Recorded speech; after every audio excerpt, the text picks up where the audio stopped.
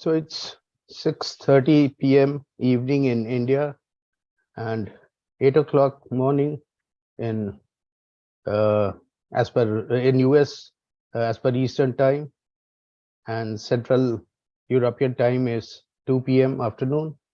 So a very good morning, good afternoon, and good evening to you all. We are all joining here from different time zone. Our attendees are divided on 3 platforms. Speakers are on Zoom and others on Easy Expo and YouTube. Right now, we see about 200 people on all 3. A very warm welcome to all the speakers and the attendees, and all our distinguished dean and principals of the affiliated universities and colleges. At the outset, I will like to make the final reminder to you all. Please make yourself mute. There should not be any other disturbance or any voice when the speakers are speaking. So this is my humble request to you. Please mute yourself, else we will have to remove you. Thank you. Fintech and Blockchain Association is part of the EST group of companies based at Cambridge Innovation Center, MIT, Boston. The basic aim of FAB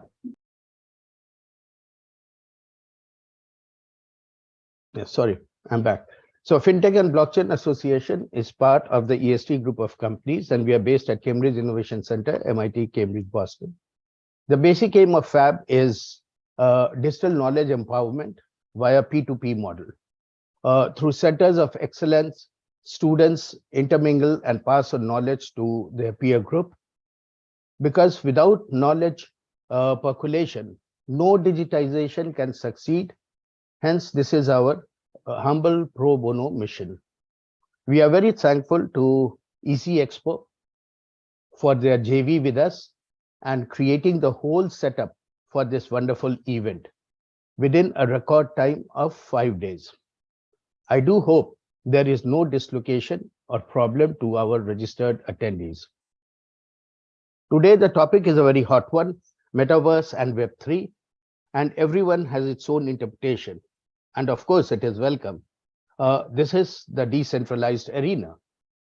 We are trying to punch as much as possible in the shortest possible time that we have today. Every speaker has 15 minutes.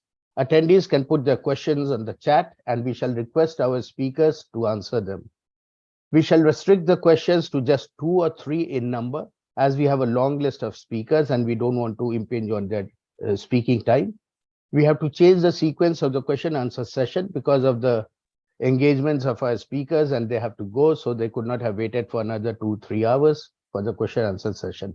So I'm sorry for that, but still your questions will be answered.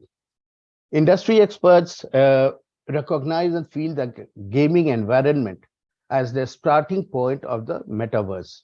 The Metaverse and Web 3.0 are 2 different structures and concepts that amplify each other.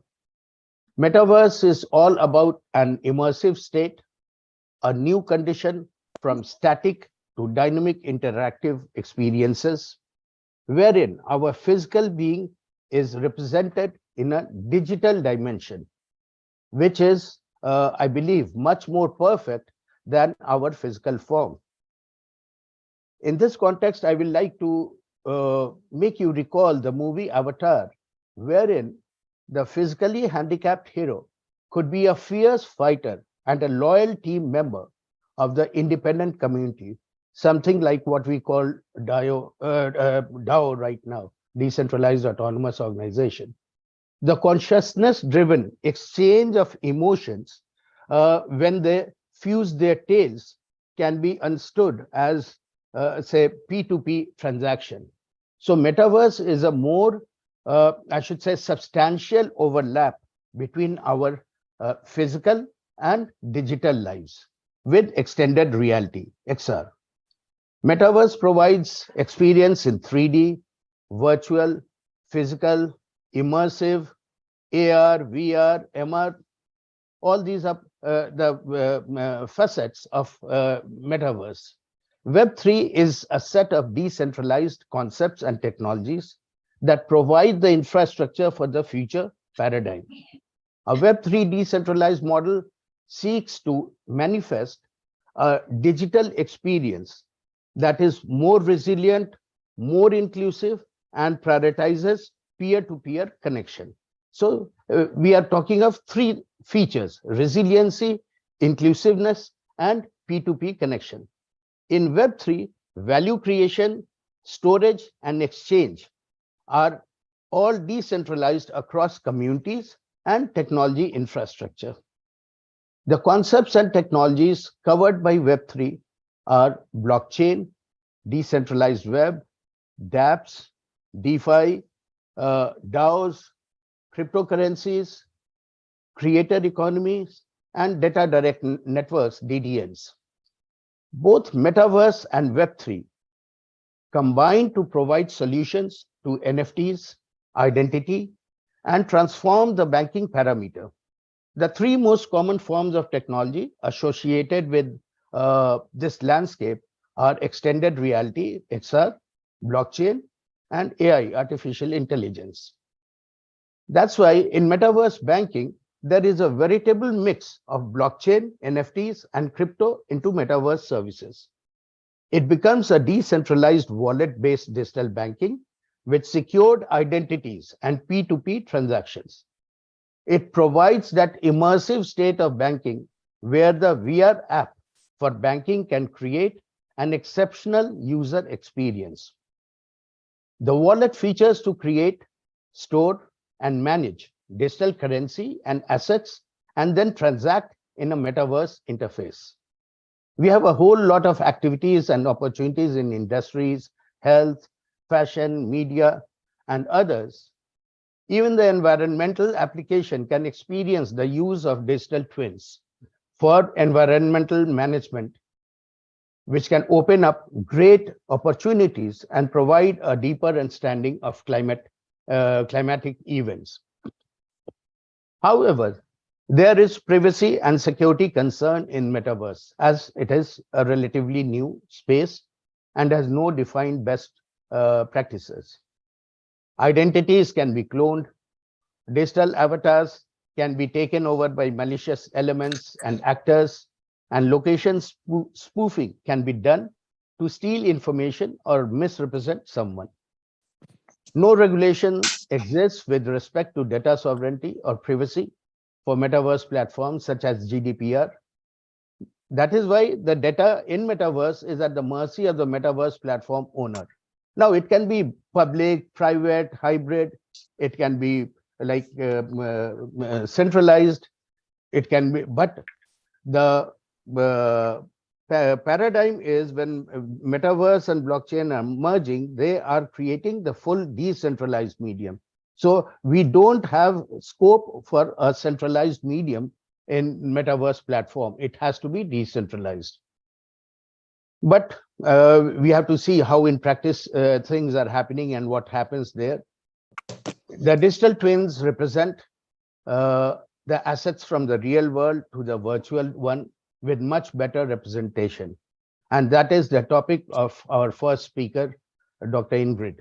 The extremely complicated systems are systematically developed, tested, and deployed in the most immersive way. The basic objective of a digital twin is to amplify the 3D simulation and visualization to solve futuristic problems. In short, the digital twin is at the heart of informed decision making in a world that is increasingly virtualized and hyper-connected. So now let us welcome our first speaker, Dr. Ingrid Vasiliev-Feltes. On the screen, you can see her achievements. If I try to list her these laurels, I will consume the whole speaking time of Dr. Ingrid. So it is better to hear from herself about digital twins and metaverse and what are her, because she is master of all these subjects. So I need not waste time by speaking myself. So here is Dr. Ingrid before you. Thank you so much for hosting this event. You brought together a lot of friends and colleagues around the world. So it's a privilege to open this event with a few thoughts on the evolving metaverse ecosystem, and the role of digital twins. I will first provide a brief update about the nascent and evolving metaverse ecosystem, and then share a few thoughts about the role of digital twins in the development of a global metaverse ecosystem. The metaverse is facilitating our transition towards and enables our transcending our current physical world and emerging into a new digital world. We hope that it will also help not only us, but also businesses reinvent the place that we currently have in the physical world. Like with other emerging technologies, though, and innovations that we've witnessed over centuries, the journey will be long and will face numerous challenges, as we all know. We will also be forced to adapt the way we live, the way we work, the way we educate ourselves, and the way we like to entertain ourselves.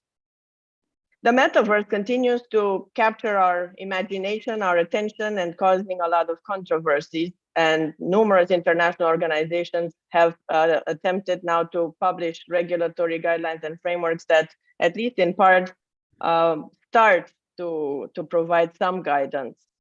But we are also noticing a significant amount of investments being dedicated towards this new ecosystem. The metaverse has also acted as a strong catalyst for the entrepreneurship ecosystem. So while some consider it still a concept, others a movement, others an escape from the real physical world, when we look at the KGR and the global market size for the metaverse, we can see clearly that it is a product and a service that is currently attracting massive dollars. As defined by XR today, it is a simulated digital environment that integrates VR, XR, AR, and social media concepts to create spaces for rich user interaction, while the World Economic Forum describes it as a future persistent and interconnected virtual environment, where social and economic elements mirror reality. These are just two that I selected for today, but as we all know, we can find numerous definitions that will continue to evolve as the metaverse evolves. At this stage, we also observe that we have multiple individual metaverses being created and built. However, it is expected that they will ultimately all coalesce and form a global metaverse ecosystem. NVIDIA has also put forth a new term, the Omniverse, which they describe as an easily extensible platform for 3D design collaboration that is also easily scalable, offers real-time interactions, and true to reality simulation. I would also like to point to a few global drivers that are influencing the design and the development of the metaverse. The scientific and technological advancements are changing the population demographics. Social and cultural reconfiguration is happening as we speak, and we are noticing the rise of novel economies. These scientific advances in all disciplines have been increasing exponentially, partially fueled by the advanced capabilities and increased adoption of the emerging technologies that we all feel so passionate about. Maybe the audience can mute themselves. Golandam, we can hear you. Thank you so much. For instance, I would like to highlight the impact that Gen Zs have specifically on the metaverse, as there are several reports published and massive surveys that highlight that Gen Zs currently represent 26% of the global population and are expected to reach more than a quarter of the global workforce by 2025. Their behaviors and their interaction with the metaverse are giving us a glimpse in understanding the global market projections of the metaverse. For instance, 91% of Gen Z state that technology is a decisive factor in their job selection. 64% of them use social media several times per day, and majority make purchases online or are influenced by online marketing. They also envision spending majority of their education in the metaverse or in metaverse-like hybrid environments. According to a recent survey by McKinsey, Gen Zs anticipate spending at least 4.7 hours in the metaverse within their day. And one published by Microsoft highlights that 54% of them expect to work in a metaverse environment throughout their initial decade of work. The social and cultural reconfiguration due to a highly diverse global remote workforce will also have an accelerated effect on the adoption of virtual workforce for hiring. So it's expected to also influence the talent retention, and all the human resource ecosystem might be disrupted. The latest published statistics highlight that 16% of companies worldwide are now fully remote. 74% of global workers believe that remote will be the new standard, and their remote work will involve metaverse-like systems. A virtual employment environment is also predicted to aid with corporate diversity, equity, and inclusion efforts, and might further augment transition to a metaverse-powered human resource structure. Gen Zs also consistently report that they would select a DEI and ESG conscious employer. Another strong driver of the metaverse is the creator economy, which has generated millions of dollars in additional revenue over the last few years. And experts estimate that currently 50 million people are active in this creator economy, and the numbers grow daily. They are predicted to be early adopters of the metaverse ecosystem and push it forward. I would also like to highlight briefly that there are more than 10 universities worldwide which are now offering metaverse education. These are certified degrees, not just online training. They range from AR, VR, XR technology skills, and including recently the business of the metaverse offered by University of Pennsylvania at the Wharton Business School. Another trend worth mentioning are an increased focus on cyber resilience instead of just cybersecurity and reactive approaches. Also, something very near and dear to my heart, I've seen initial inklings of applying digital ethics to the metaverse early, which is very reassuring, and we hope it persists. Also, we hope, and I've seen only a few articles mentioning this, that we're approaching the metaverse with a thought for the future to build a code of ethics, a code of behavior.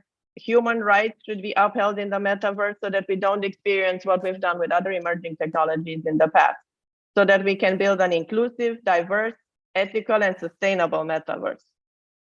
As we all know, there are several foundational converging technologies that shape the metaverse, and we're at the cusp of emerging into, or jumping into the fifth industrial revolution. These include a full AI portfolio of tools, methods, and algorithms, as well as decentralized ledger technologies such as blockchain, but also spatial computing, semantic web analysis, and of course, our transition towards the next generation of the World Wide Web. The global web, which is currently labeled to be the emerging Web 3.0, is also quite robust and expected to reach 33.53 billion by 2030 in global market value. And it is expected to also grow at a KGR of 44.9% in this forecasting period. Additional technology trends that we must be aware of that are strongly influencing the metaverse ecosystem are digital twins, which I'll highlight a little bit in the remaining minutes, human-computer interfaces, robotics, next-generation computing, high-speed networks, and the industrial Internet of Things. So what is the role of digital twins in the metaverse? Digital twins, just to make sure we address the same definitions, have been defined as virtual replicas of physical entities, which are created in software and that can be represented by devices, people, processes, or systems. Gartner describes their functionality as software design patterns that understand the asset state, respond to changes in the asset's current behavior or state, improve business operations, and must add additional value to the current replica that they're aiming to produce.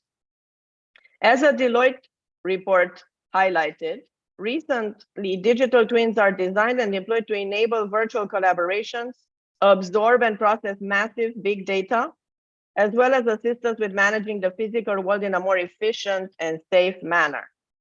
So I just wanted to provide the definition first before I also just share a few elements about the healthcare impact as well as finance impact of digital twins, although they've been influential in numerous industries, such as automotive, aircraft, energy, urban planning, education, agriculture. But as you all know, I dedicate quite a lot of time to healthcare and finance, so I'm going to just highlight a little bit about those. The design and deployment of digital twins is complex and intimately connected to other digital technologies. Healthcare is a wonderful example where all these emerging technologies can coalesce and augment what we can achieve for better patient care and redefining, recalibrating the way we deliver care.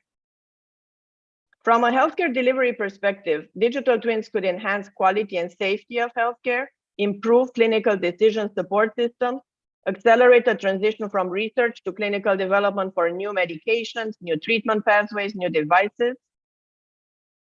It could also mean better safety profile for medications and devices. In medical education, they could contribute to a more interactive teaching methodology and safer training for physicians, nurses, and other allied professionals. For surgery, oncology, or precision medicine, having digital twins could be revolutionary and disruptive. Last but not least, perhaps we could have a hyper-connected global health ecosystem where we could share meaningful impact so that we can accelerate curing diseases that currently have been unfortunately plaguing our society. Last but not least, I will highlight a few of the benefits in fintech. By deploying digital twins in financial industries, we can optimize data centers more efficiently, can achieve higher data management fidelity, and save costs by having less overall downtime. Furthermore, by having digital twins technology in fintech organizations, they can engage in an ongoing quality improvement process. Additionally, another major advantage is digital safety and managing cyber risk more efficiently for the fintech industry. Of course, we'll have a lot of challenges when we deploy digital twins, so it has to be a delicate balance between how fast we deploy digital twins in healthcare and fintech or all the other industries. But again, by approaching it in a systematic fashion and having proactive ethics and cybersecurity programs, we can achieve quite a lot.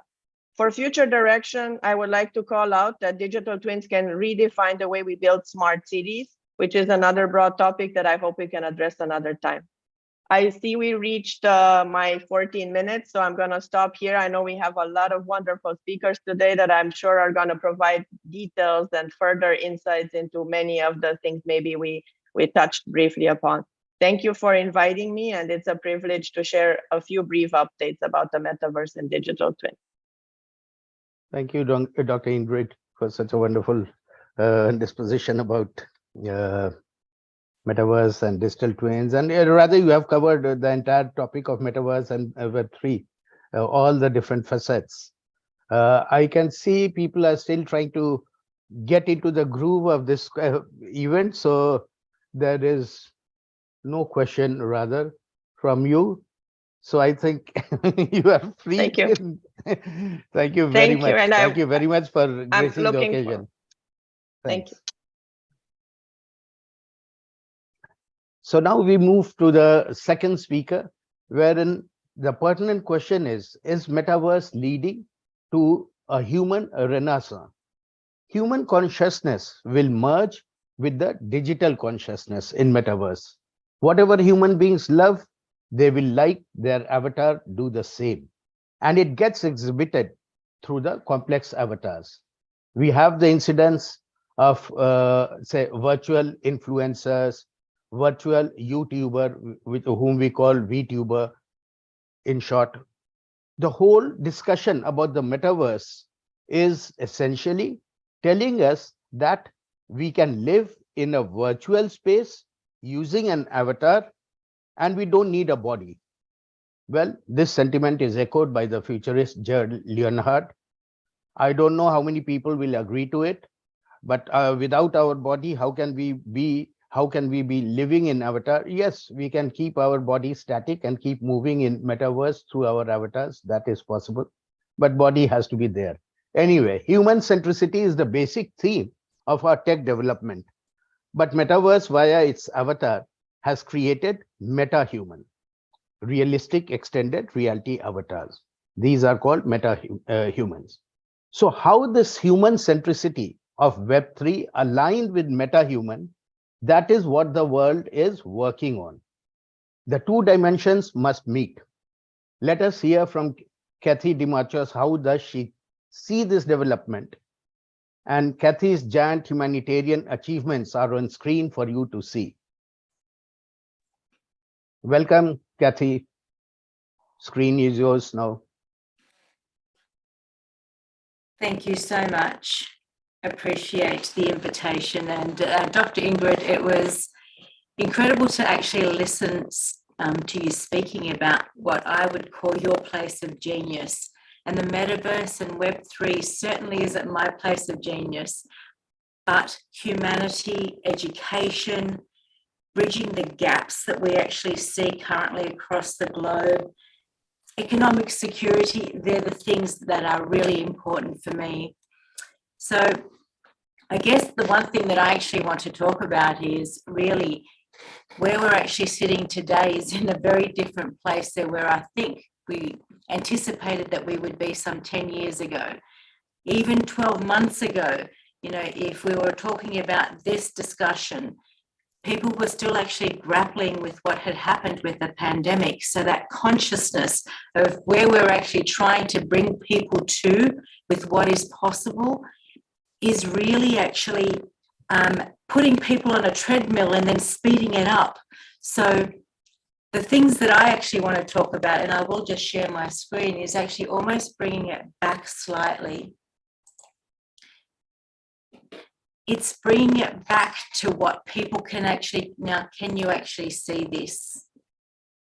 Or have I not shared my screen yet? Hang on 2 seconds.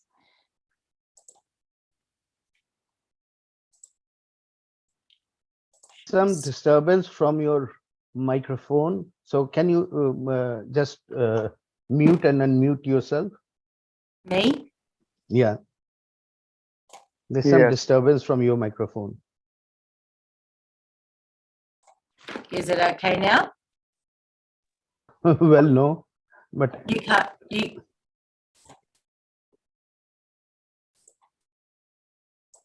can you see my screen and can you hear me? yes, we can see your screen. Yes. Okay. So for me, it's actually about starting back at the beginning. To enable people to move forward, what's important is that we actually meet them exactly where they are at the moment. Ma'am, your voice is not very clear. There is some disturbance. Can you hear me better now? No, ma'am. There is some disturbance.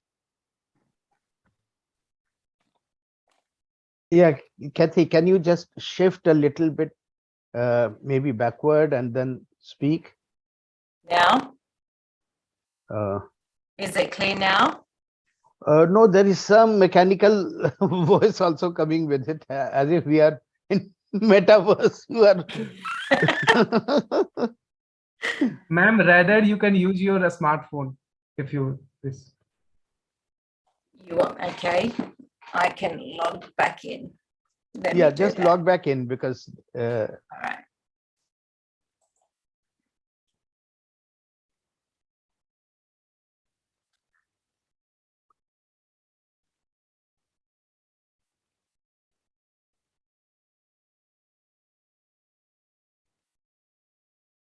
So we'll just wait for Kathy to log back in.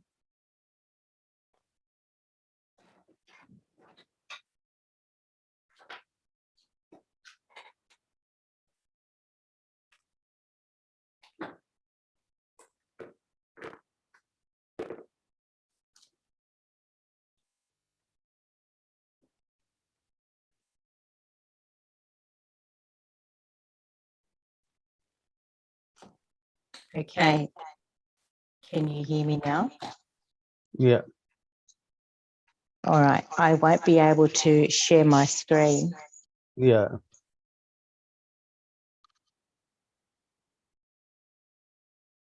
My apologies, everyone. No problem. These are technologies. So it keeps on happening like this. Okay.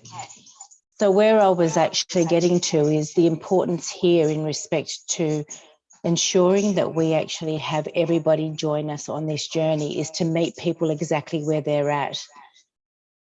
Now, the words Metaverse, Web3 is actually quite confusing for quite a lot of people. Most people are actually thinking that it is simply, as Dr. Ingrid said, about gaming, about the younger generation. But the reality is that we all actually are going to be part of that journey with us. Is this echoing on your side?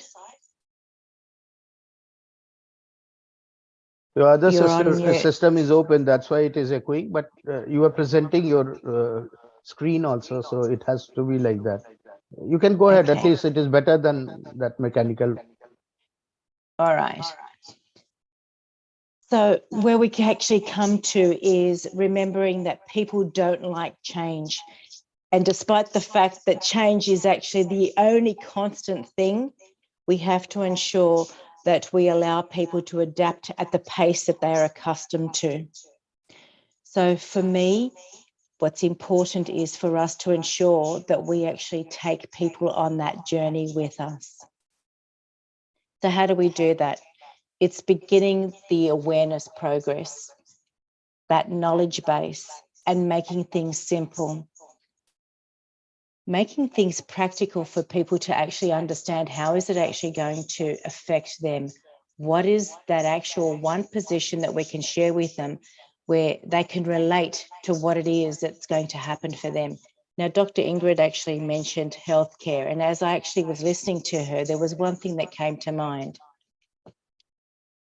What if we actually created cubicles where people could actually walk in and have scanning occur, where they actually look at what is happening from all the way from their brain all the way through to get a health check? Can you imagine what that would do to humanity across the globe?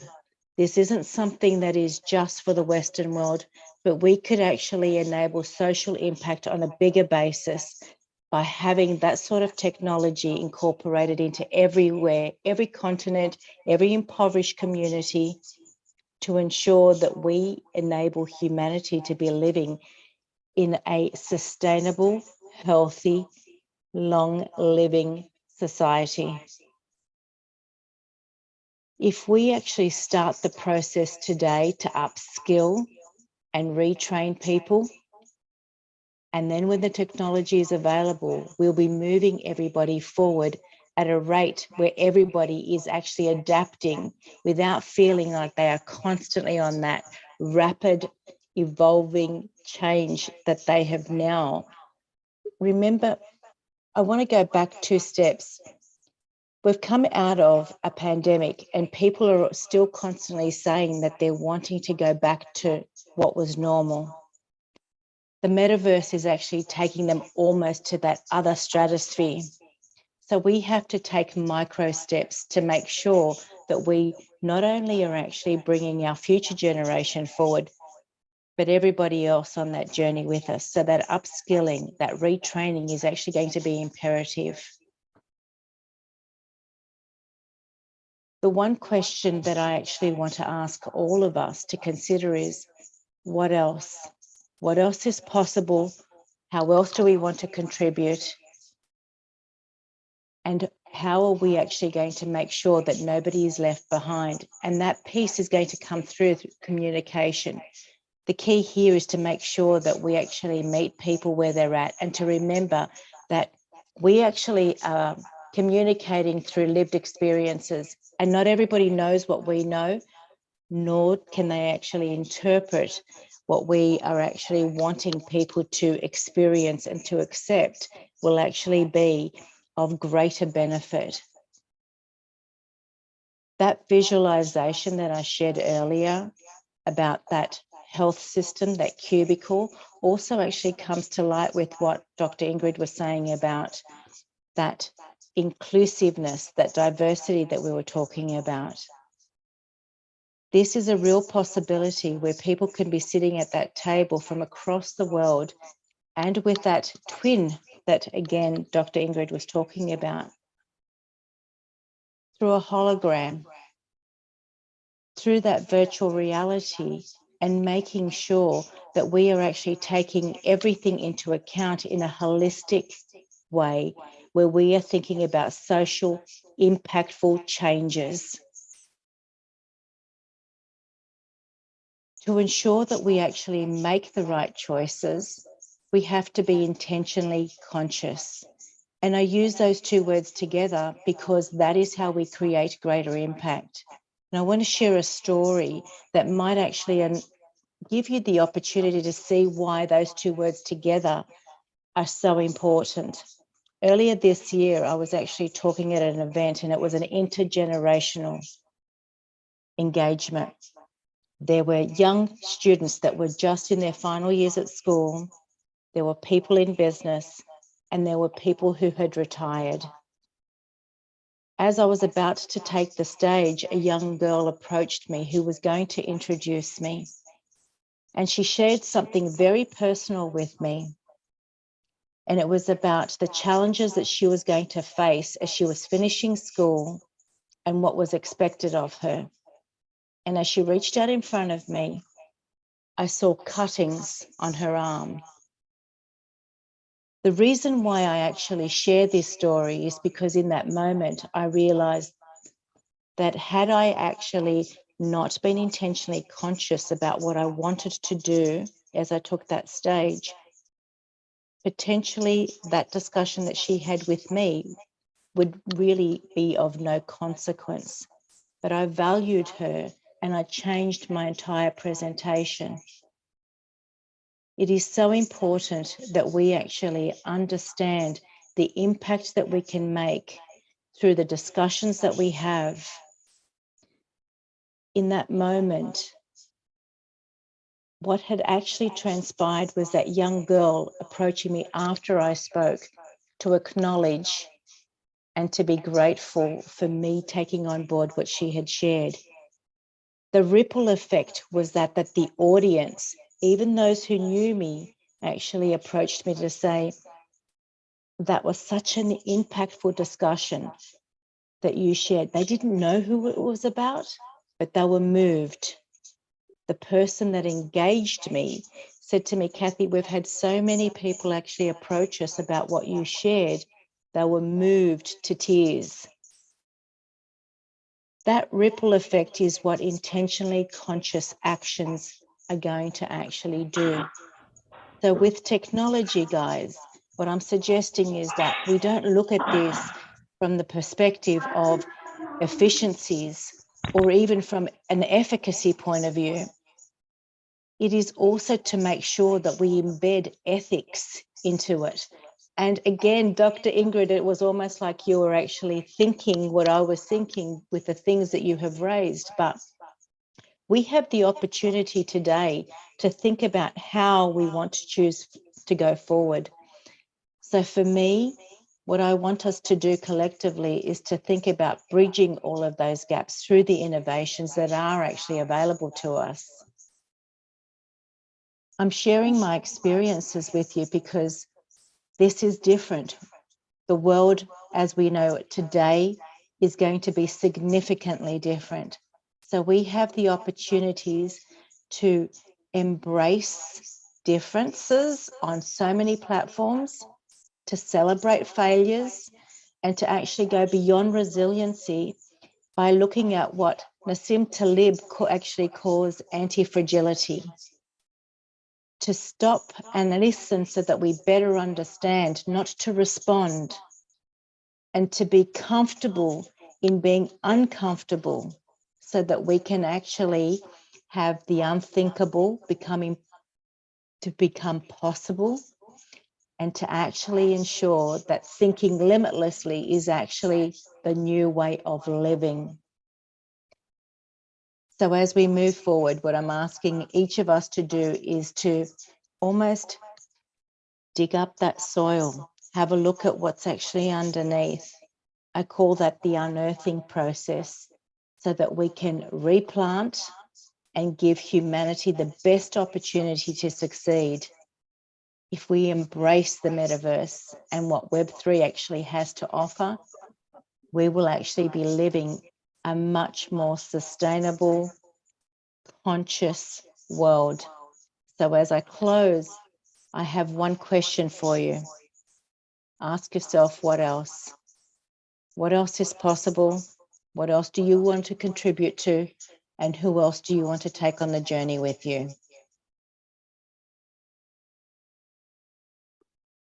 And I'm going to wrap up there. Thank you, Kathy. Dr. Ingrid, will you like to say something to Kathy? Because she has frequently reference to your speech. Well, as always, we're aligned in mind and soul, and I totally endorse all these beautiful thoughts about what our aspirations are to make it a better metaverse experience than we've seen over the last few years with emerging technologies and how they were deployed. So totally aligned, and thank you for all the references as well. I also liked that you mentioned Anti-Fragility. It's one of my favorite books. And I urge everyone to read that, how to deal with chaos and uncertainty, and in a high risk environment where a lot of the things that were only 1% possible have actually happened now. I think it's a good book to read before we embark in this complex, highly volatile metaverse ecosystem journey. So thank you for your wonderful presentation, and I'm looking forward to the other ones. I'll have to drop off at one point, but I really appreciate the opportunity to come.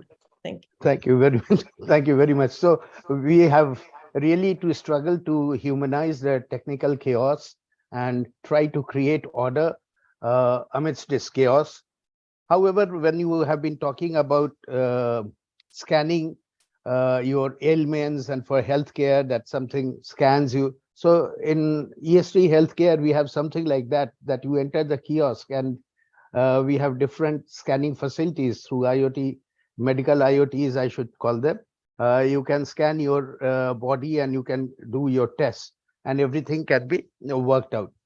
So that's very good. And as I had given you the example of the movie Avatar, wherein there was conscious fusion of emotions and consciousness when they were merging the mesh of their tail.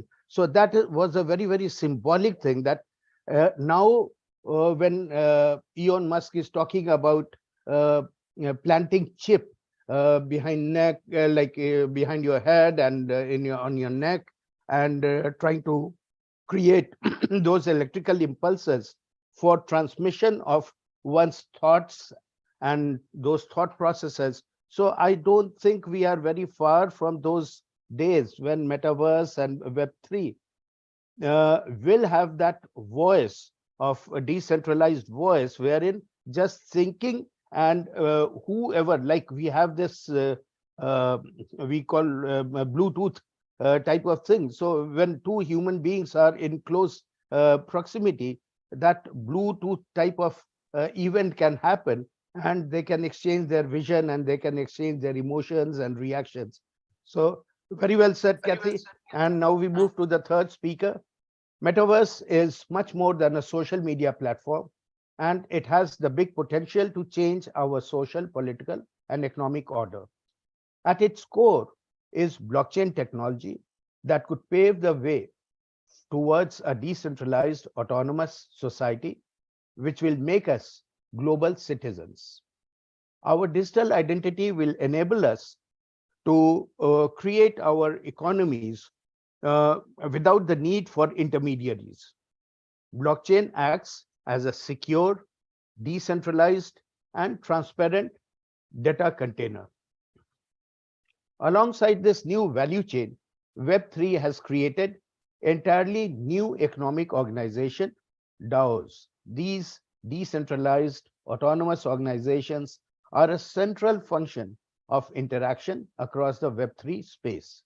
Let's understand why. Wasim Jarkas, with his much vast knowledge on the subject, and he's working on blockchain with his company iBlockchain, he comes with his views. Very welcome, Wasim.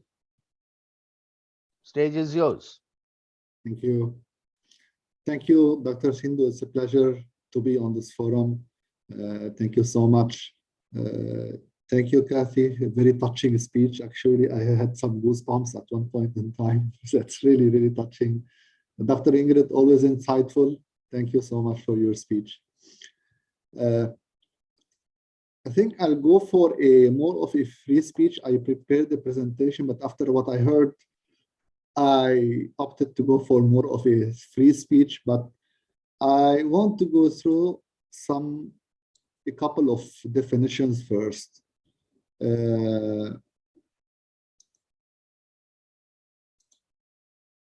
My screen is visible?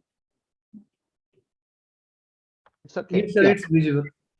Good. Yes, sir. So I want to define just quick definitions. So what is a metaverse? A metaverse is a universe of infinite connected virtual communities where people can interact, collaborate, enjoy themselves using VR, AR, smartphone apps, and other kinds of technologies. The metaverse is a collective virtual shared space created through a confluence of virtual enhanced physical reality and physically persistent virtual spaces, including the sum of all virtual worlds like augmented reality and the internet. The metaverse is a medium in which the physical and digital worlds are allowed to coexist with significant implications on the core areas of our everyday life. Just a quick summary of what is the metaverse, and maybe a quick question that came to my mind actually just 1 hour ago, that where did we experience the first metaverse-like application or metaverse-like experience? And then someone would think maybe 1 year ago, maybe it was, I don't know, Fortnite, maybe it was, but actually it was really, really, really long time back. And maybe I'll bring the memory for something called, remember the Pokemon Go and the hassle of the Pokemon Go? It was, if I'm not mistaken, it was a little bit less than, somewhere like 8-10 years ago.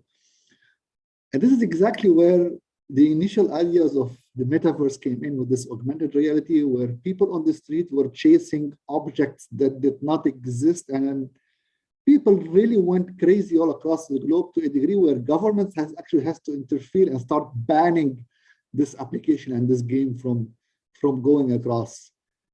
This is how long back it started. The Pokemon Go, this is where the initial concepts of actually metaverse and the seeds of the concepts of augmented reality and bringing the virtual world into the actual world, physical world, and then how interactive human beings became with the Pokemon Go game. So this is how far that idea has started, actually, how far ago that idea has started.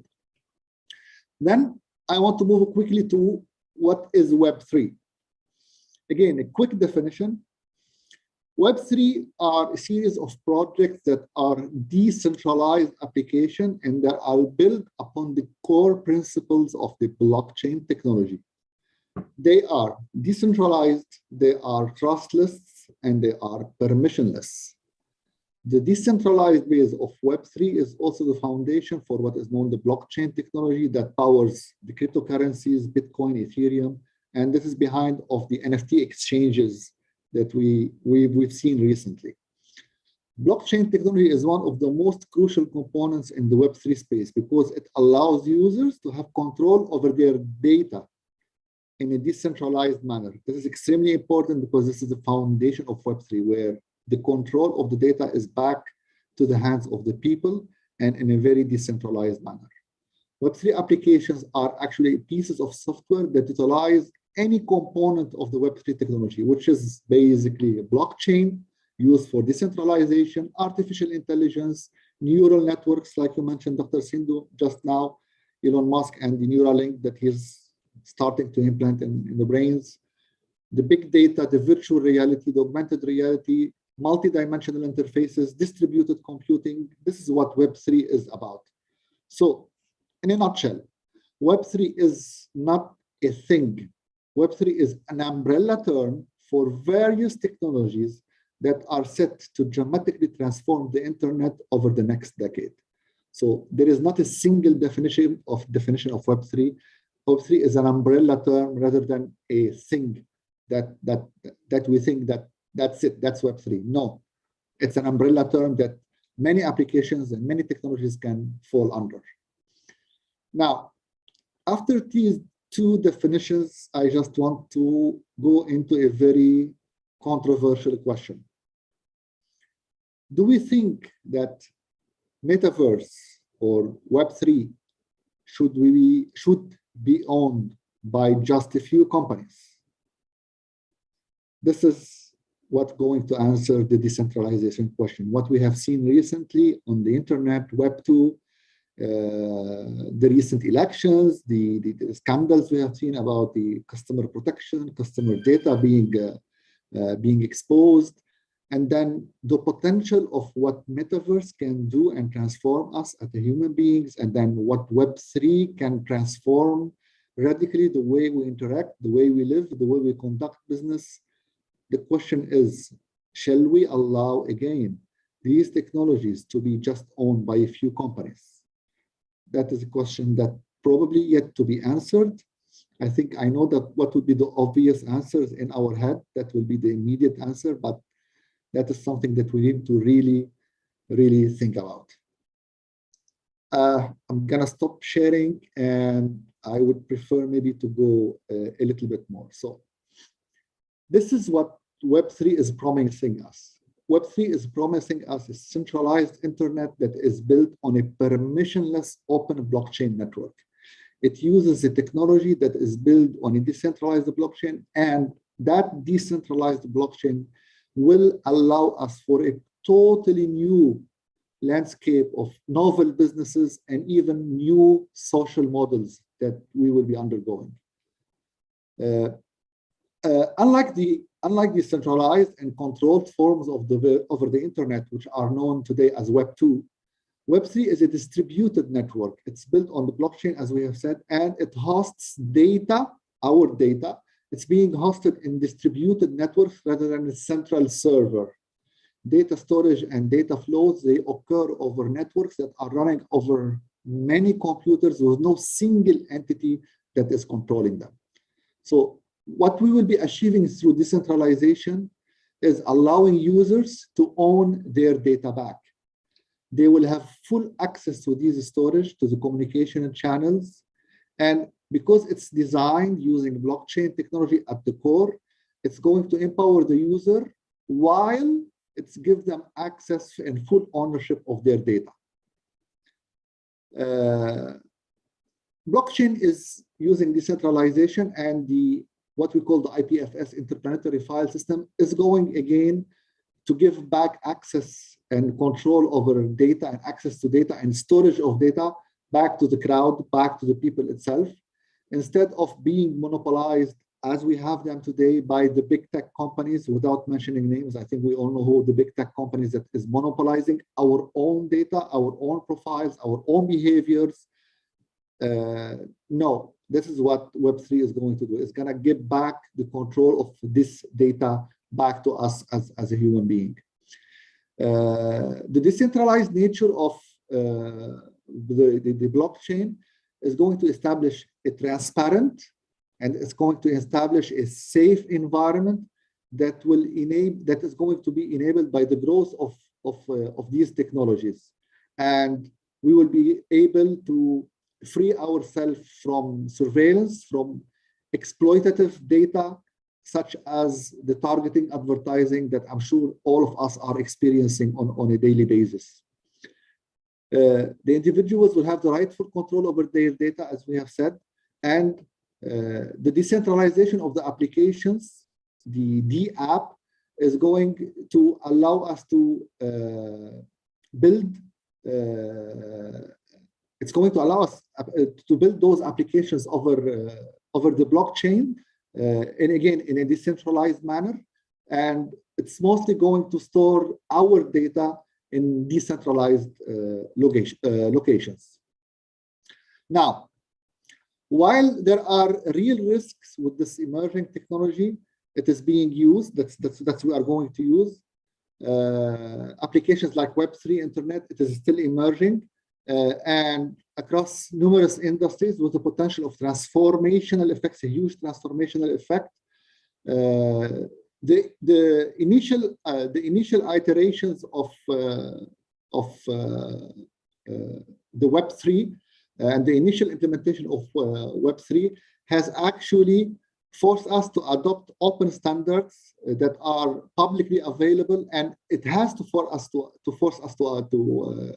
adopt these open standards so that we don't get locked into the hands of developers again, and we repeat the mistakes of big techs and distributed storage. And we will have to apply what we call, and as you mentioned, Dr. Shindo, the decentralized autonomous organizations, to create a robust decentralization of networks and applications. So by creating and by following the DAOs, the open standards of the DAOs, the open standards of the Web3, the DAOs will allow us to have even an open standard and to distribute the power that are in the hand of developers over the DAO environment, and create a more democratic environment over which there is no single decentralization of development, of decision making, or changes that are taking place over the Web3 or over the metaverse itself, which is based on Web3 applications. Web3 applications are going to power and empower metaverse application. I will jump to another topic, which is basically what has been happening recently, what has happened recently, and what is the scare. So, like what happened recently in FTX, what happened recently in the NFTs world, and people losing their ability or their asset, the ownership of their assets. So there is a growing chorus of skeptics right now that are warning that Web3 is corrupted, is full of speculation, there are thefts that are taking place, there are privacy issues, and going back to promote the issue, the concept and the idea of centralization. And saying that this proliferation of middleman is already undermining the utopian ideas that are behind decentralization, metaverse, and Web3. That is actually true. That is a concern. And this concern is genuine, and it is being raised by users continuously. Because as in emerging technologies, it is in the phase of, it's a nascent technology, it's a phase of the evolution. And we might not yet be fully aware of the underlying risk of these decentralized technologies until they occur, and then we gain mature and they became more robust. So what we would be expecting over the very near future is some kind of a protection from these camps. So we will end up with an inevitable return sometimes to centralization. So we will have a balance of certain amount of Web3, NFT platforms, currency exchanges, wallets, metaverse environment that has certain element of centralization still there, just to maintain the integrity of those applications. And then meanwhile, with the evolution, that degree of centralization will start diminishing, and we will be moving to a fully decentralized, as we want it and as we wish to have it, and our utopian thinking, in a fully decentralized platform, a fully democratized access to information, to applications, to capabilities, which is the ultimate aim of Web3 and the metaverse itself. And I am at 14 minutes, so I will wrap up here. Thank you very much, Wasim. I think we are very clear about all the technicalities and nuances of Web3 and Metaverse. And I'd like to say here that we were talking about DAOs and the democratic norms of DAOs. I prefer to call it democratic, decentralized autonomous organizations. So DDAO is a better way to, I should to call it. And moreover, centralization and what is going to be the nature of centralization of this decentralized world because of KYC, AML, we don't know. Even these, what do you call it, the decentralization mode for different digital currencies, they are also in different zones, and different countries are looking at those things in a different manner. And that's why very difficult to say how much decentralization we can affect in government working and political system. But let us see how things shape up and how technology gives it a thumbs up. And now Totally. we move to the next speaker.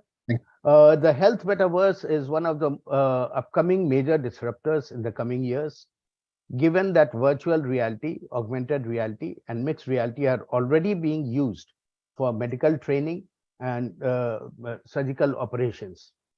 Metaverse has the potential to improve all aspects of healthcare, from virtual wellness to mental health to complicated surgical procedures.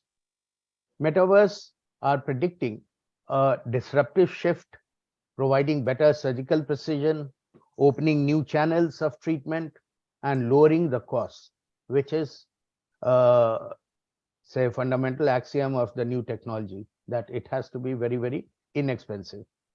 At the same time, while improving patient outcomes. Web3 technologies like artificial intelligence, augmented reality, virtual reality, extended reality, and the Internet of Medical Things are already being used to do things like train frontline pandemic workers and relieve symptoms of post-traumatic stress, what we call PTS. His Excellency Professor Sir Manuel Freire Gerbel illustrates the changes in healthcare owing to Metaverse. Very warm welcome to you, Professor Manuel. Screen is yours. Thank you so much, Dr. Sindhu and FinTech and Blockchain Association for the kind introduction and for organizing such wonderful event with a really diverse and complete meeting full of great professionals from different fields who are helping us today to understand the different possibilities of Metaverse and Web 3.0. Today, I want to develop some ideas from the point of view of healthcare and health education, and the possibilities that Metaverse and Web 3.0 will bring to the future of the field. That's why the title of my speech is The Challenge of Metaverse and Web 3.0 in Healthcare. First of all, challenges on healthcare are the basis of the future of the human race. In every step of medical advancements is needed the technology, which assists on the establishment of new systems in different fields of healthcare and wellness. Two new tools are making possible a new challenge of healthcare through the internet. One is Metaverse and the other is Web 3.0. The changes that have arisen in society after the post-pandemic era have led both individuals and governments to raise the possibility of new horizons in alternative realities such as the Metaverse. All this has given to the development of parallel lives that can develop in an ethereal world that will allow us to cover different possibilities that today are limiting in fields such as health education. In Metaverse, users can communicate with one and another and with computer-generated environment and objects. The term Metaverse from the fiction novel Snow Crash of Neil Stephenson from 1992 was meant to describe the fictional virtual reality setting with characters could communicate and collaborate with one another with computer-generated objects and environments. Many have suggested using the Metaverse to make online education more engaging and effective, providing a more realistic setting in which to test drugs and dressing has also been proposed as means to improve medicine and pharmacology. A more effective method of transporting genes to cells has been proposed, and the Metaverse has been proposed as the solution. In an article titled, "Can the Metaverse Drive the Metamorphosis of Healthcare?" by the Forbes contributor David Walcott, was asserted different improvements on the medical and healthcare field. The first thing we must consider is ask to ourselves if we are in a new era of healthcare experiences thanks to the possibility that Metaverse offers. In the face of such interrogation, there are two main questions to ask to the experts: how to reimagine the healthcare experience, and how the Metaverse can aid in that process. Despite many layers of the metaphorical onion that make up the Metaverse, it is often viewed as nothing more than an online environment that is not very more experiential, interactive, and defined by an immersive nature. Rather, it's exponentially more so. This is how Walcott describes it as it's like the second coming of internet, a renaissance where hyperconnectivity, AR, VR, and AI play central roles in the design and implementation. When it comes to medicine in general, the Metaverse frequently reimagines both the means by which medical students are educated and the doctor-patient relationship. Despite being criticized as being overly effective as care has advanced over the past decade, the author demonstrates how the technological pillars have completely revolutionized the doctor-patient experience. Simple examples include treatments like physiotherapy, cognitive therapy, and rehabilitation, all of which use methods that were remarkably similar to the Metaverse before the term was even coined. The truth is that medical care is being revolutionized by technological advancements. Current technological developments are causing a seismic shift in the healthcare sector. New technologies such as virtual reality-enabled therapies and chatbots powered by artificial intelligence are reshaping the medical industry. The widespread implementation of telemedicine represents a major shift. By means of communication networks like video conferencing, telephones, and online chat, telemedicine paves the way for medical practitioners to provide care to patients at a distance. Patients are increasingly turning to telemedicine in an effort to avoiding contracting the pandemic virus. Between February 2020 and March 2020, the number of telehealth visits in the United States increased by 4,000%. The next step in the development of telemedicine will take place in the Metaverse. The Metaverse, as was explained before, is a digital environment where users can engage in lifelike interactions with one another and digital artifacts. Because of the ability of create digital twins with the virtual world, the author argues precision medicine and increased individualized research capabilities are made possible by Metaverse. Digital twins are digital representations of citizens. In his opinion, those guinea pigs can help us gain a more nuanced understanding of individual differences in physiological, psychological, and pharmacological profiles. No doubt, patients can receive medical attention in a Metaverse, which raises the possibility of a new method of healthcare delivery. With the added benefit of being able to identify patients in their natural environment, this paves the way for healthcare professionals to provide care during an immersive setting. Following Walcott, there is a current race towards a no longer attempt to create an integrated computer game hospital environment that is accessible through a headset, even though physical hospitals will likely never disappear. Dubai's goal of becoming the global Metaverse hub has inspired Aster DM Healthcare, a hospital chain of the United Arab Emirates, to launch the first medical facility in the Metaverse. They plan to implement Web 3.0 in all of their hospitals so that remote doctors and patients can have a better, more interactive experience. According to the author, Dr. Shanila Biaju, CEO of Medcare Hospitals, stated her belief that traditional telemedicine services would be replaced by a more tangible and artistic service within Metaverse at GTEX 2022, the most important startup and unicorn exhibition worldwide. In a similar vein, the Thumbay Group, a multinational conglomerate, has declared its intention to construct a fully functional virtual hospital in the Metaverse, providing users with a whole immersive healthcare experience. This means that the race has officially begun. Metaverse hospitals have the potential to transform the healthcare system as we know it by reducing costs, increasing access to specialists, and encouraging creative expression. Through the use of telemedicine, doctors can now remotely consult with patients, making diagnoses and outline treatment plans, all without ever having to set foot in the same room. This has resulted in significant changes to healthcare delivery and created new avenues for education and development. Tools such as virtual reality and augmented reality are commonly used within the metaverse to generate photorealistic 3D settings. There are a variety of healthcare applications for metaverse technologies. For instance, they are currently being used to develop like simulations for the purpose of instructing future doctors in the proper execution of various procedures. In addition, they are being implemented in form of the virtual patient consultations to enhance the diagnosis and therapeutic processes. In healthcare, the use of metaverse technologies is just getting started, but the implications are huge. More creative applications of these tools to boost their medical education and training are likely in the future. In addition to the metaverse, newer technologies like Web 3.0 will help make healthcare delivery more effective. Web 1.0, the first interaction of the World Wide Web, featured inflexible, difficult to update websites. With the advent of Web 2.0 came interactive websites, social networks, and user-generated content.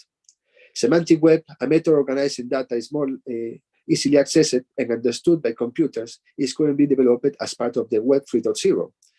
Improved data accuracy and efficiency could have a profound impact on the healthcare industry. Since its early days, a means of discerning knowledge, the internet has undergone tremendous development. With the rise of Web 2.0, internet giants like Google, Facebook began collecting massive amounts of personal information from their users. Because of this, people are worried that these businesses are abusing their customers' trust and collect personal information without their knowledge or consent. As part of the first wave of online health programs, Web 2.0 tools facilitate collaboration and information sharing among healthcare providers and patients, especially for those with limited internet access or who suffer from a chronic condition. However, it was not without its own storage and management constraints, which we will explain in detail later. Web 3.0 will allow us to store our health records on a distributed network which would have full control. This would improve our privacy and security by making it harder for organizations to exploit our trust.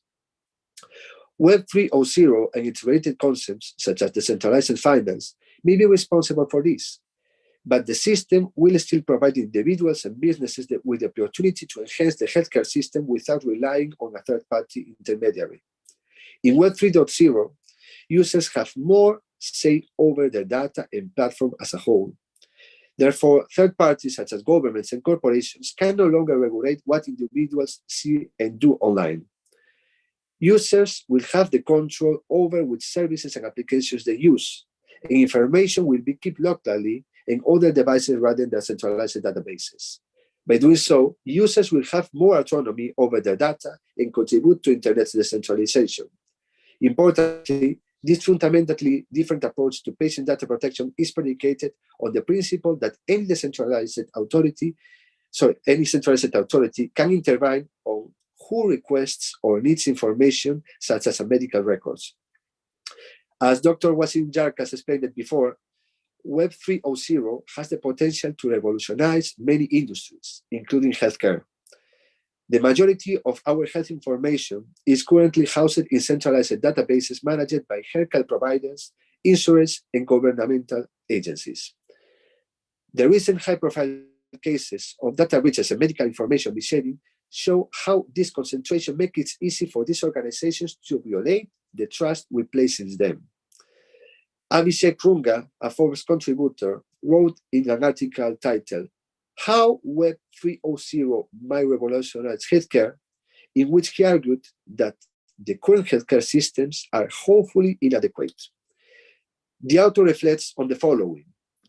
When we part with our private medical information on Web 2.0 platforms, we expect services not to abuse our data or change privacy rules at will. Sadly, companies have a history of betraying that trust. Therefore, Trust issues will inevitably arise the next time we submit our genome to genetic testing tools for in-depth research into health or ancestry. A definition of Health 2.0 takes part as a participatory healthcare characteristic by the ability of rapidly share, classify, and summarize individual health information with goals of improving healthcare systems, experiences, and outcomes via integration of patients and stakeholders. High PAA journal data shows that 50 health records with 500 or more individuals were submitted to the United States Office for Civil Rights of the Department of Health and Human Services in January 2022. In January, a database affecting over 1.35 million broad health patients was reported. In spite of improvements, Web 2.0 has introduced new security risks to healthcare system. Web 3 arrivals has been a long-awaited blessing for the medical industry.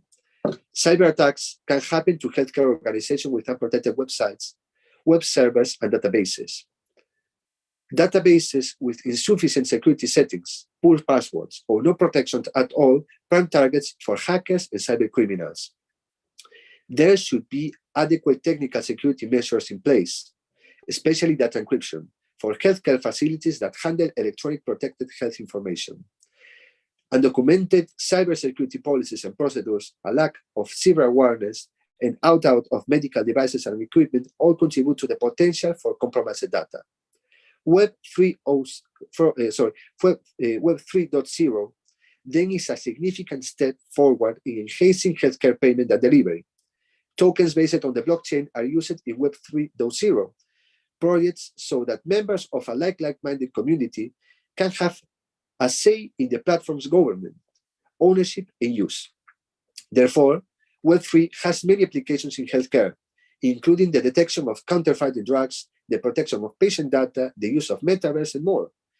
Then we should take a look at the different potential applications of Web3 in healthcare industry. That's why, according to the main author from Forbes, electronic health records, a mainstay of Web 1 healthcare technology, are primarily targeted for Web3 application. Inoperable patient-owned immutable data could be the solution to many issues with electronic health records if they were shifted from a standalone centralized software. It would be next to impossible for anyone to make unauthorized changes or use our medical records due to their widespread availability. With Web3 decentralized economic model, consumers are given ownership of their data and communities is prioritized. In a nutshell, patients will own the next health platform. According to legalhertz.com, there are many potentials of Web3 that would help to build a bright new future of healthcare infrastructure. In the first place, Web3 uses a blockchain technology to guarantee data security and patient management. Even though it employs a structured method of storing data in the permanent ledger of records, Web3 can aid the handling of patient data and data protection because each patient has unique requirements and medical records. Thanks to an open nature of the data, anyone can view the history and track the progress of any updates. To whoever the patient chooses to grant access to the information, it's entirely up to them. That's why restricted to medical professionals only. Doctors and hospitals can securely store patients' medical records on the blockchain using smart contracts that grant access only under strict conditions. With blockchain technology, we can finally have a distributed, decentralized, and unchainable ledger that is secure from any single point of failure. Since the data is spread across multiple nodes, it's extremely difficult to hack, alter, or destroy without first attacking every node in the network. Patients are required to give their consent before any request can be processed to their access to their data. Also, data manipulation is rendered impossible due to systems openness. Now, healthcare providers don't have to worry about the security of their patient-sensitive data. This decentralized healthcare structure, in contrast to centralized alternative, would have to mitigate the widespread data security problems that currently plague the healthcare industry. With your privacy and security are protected because no one can use, access, or sell your personal information without your consent. With the help of Web3 tools, patients will have all their medical information in one easy, accessible location. In addition, patients can turn their medical record into NFTs and use them cash. This allows them to transfer the data into NFTs and then trade on the distributed ledger.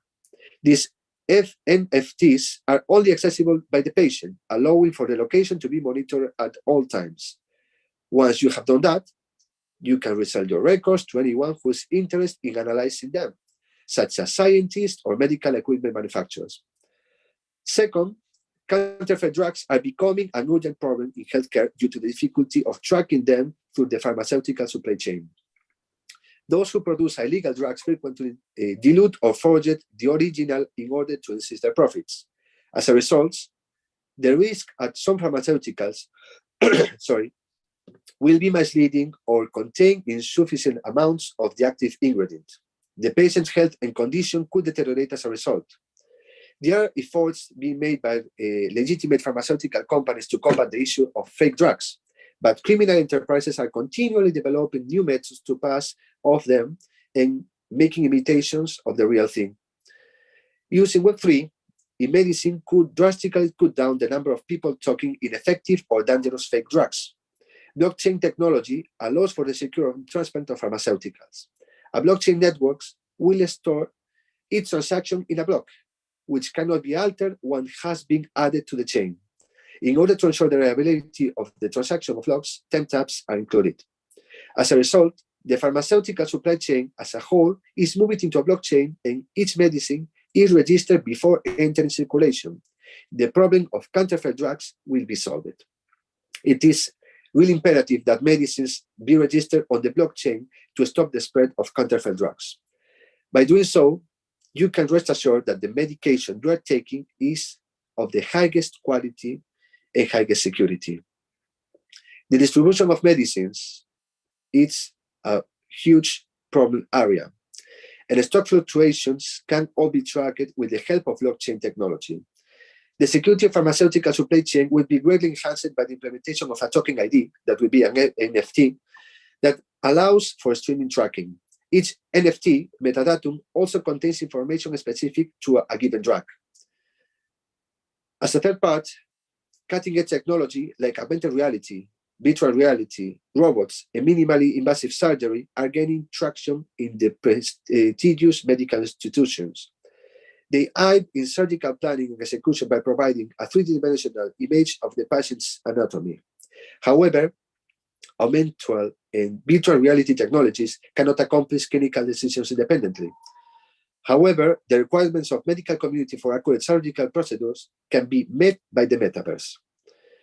Then the metaverse creates a one-of-a-kind surgical ecosystem by combining a wide variety of technologies like augmented reality, artificial intelligence, virtual reality, 3D reconstruction, blockchain, and even more. Then the metaverse facilitates communication between medical professionals all over the world, allowing patients to find specialists in other countries for procedures that cannot be done locally. After reviewing the patient's profile, the treating physicians can formulate a strategy. Reputable surgeons may enlist the assistance of surgeons in other locations to aid in surgical procedures by communicating with them in the metaverse. This strategy has been effective in places where medical treatment or surgical procedures are not really available for a specific illness or ailment, like in rural areas. The metaverse provides a comprehensive view of patient's body, allowing surgeons to perform the operation and pinpoint the precise location of the disease or tumor, such as in the lungs, for example. And then, just to finish, the last potential that the Metaverse and Web 3.0 can have is that when it comes to teaching the future doctors, like in the case of online learning, the tools at their disposal now are mostly, apart from real work environment, 2D movies and photos. So there are a number of ethical laws and concerns that arise when medical students are allowed to practice on cadavers. However, this is a common practice at many medical school facilities. For this reason, the development of metaverse technology has been met with relief. There are currently a number of medical schools using AR, VR, and MR to teach their students about human anatomy. Metaverse with the Web3 add-on helps pupils visualize microscopic human anatomy in 3 dimensions and can even inspire real-world processes. The 3D visualization aids improving a risk-free environment that is immersive, sociable, and engaging. In addition, the metaverse can be used as a training ground for future subjects by allowing the students to practice their craft virtually. Students can use metaverse to practice medical diagnosis, study human anatomy, and even train for surgical procedures. I'm sorry, Manuel. We you'll know have to that cut this will short now. take, just the final sentence, I want to say that Sorry. this will take, of course, a lot of time because we are just in the starting point in our actual world. Nevertheless, both approaches will undoubtedly cause and steer in the healthcare industry, particularly in regards to the classroom and to the clinical setting. So thank you so much for listening today, and I'm available to any question you may have. Thank you very much, Manuel. I'm sorry to interject you. But you know, we are, I was very excited about the topic, so that's why. no, that's I so wanted to nice of talk you. about it. So nice of you. We Apologies. really enjoyed all the detailed descriptions. However, I see there is no question, so we'll move to the next speaker. Enterprise NFT is a technology that can be used in any industry, from luxury, fashion to media industry. NFTs help enterprises to create a secure ecosystem for their customers and products, and can help you protect your brand and supply chain. An enterprise metaverse, by definition, is a metaverse that enables business growth opportunities for an enterprise. Enterprise metaverse refers to immersive virtual spaces for businesses to promote their digital tools and services. Zara is super active in the metaverse realm at Dubai, the global capital of metaverse. Let us hear her valuable inputs from Dubai. Welcome, Zara. Screen is yours. Thank you, Dr. Sindhu. Thank you, everybody. We had such a good session so far, 1.5 hours, and it's been really insightful from all you guys. So just I'm going to be talking a little bit about metaverse as well because it is my industry. Okay, so metaverse is providing a lot of opportunities these days for enterprises.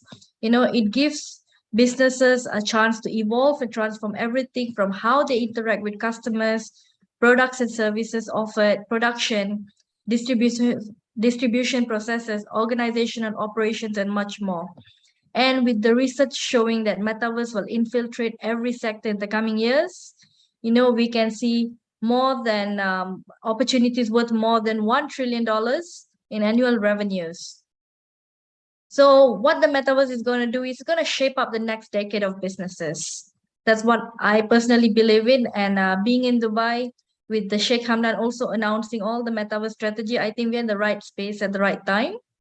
So the metaverse is going to build new worlds. We're going to explore new markets.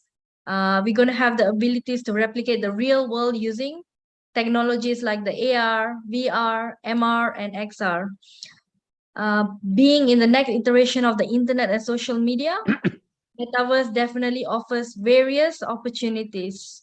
Okay, so let's have a look at just a couple of business sectors in the world which have already heavily invested in metaverse, or at least even touched about it. So we've got the computer and IT sector for sure, and then we've got education being quite a large portion.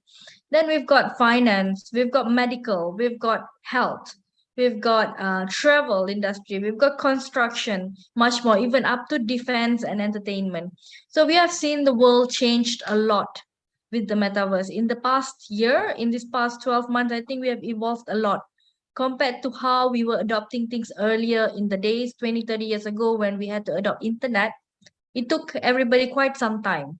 But now when we saw metaverse coming in, I think it started being a topic of conversation since last year, but things started going heavily this year, especially from February when Sheikh Hamdan announced he announced in April, but in February we started seeing a new world over here. And in April when he announced, and in September when he had the Metaverse Assembly, I think things have really taken a leap.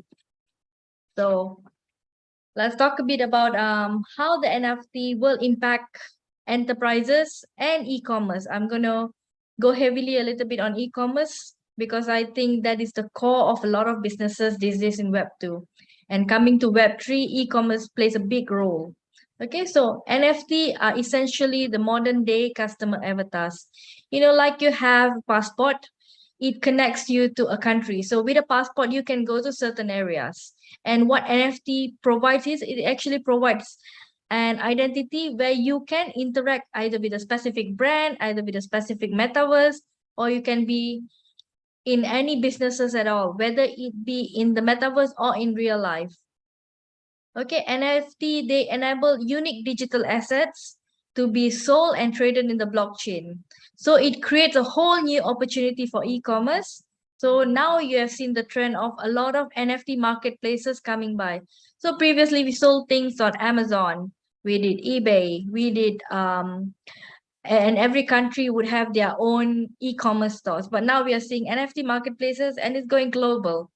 Okay, and what can be sold on here is NFTs, which can also have a link to real life, whereby when you purchase an NFT online, it doesn't have to just stay online and just be a picture of an ape or a monkey or something like that.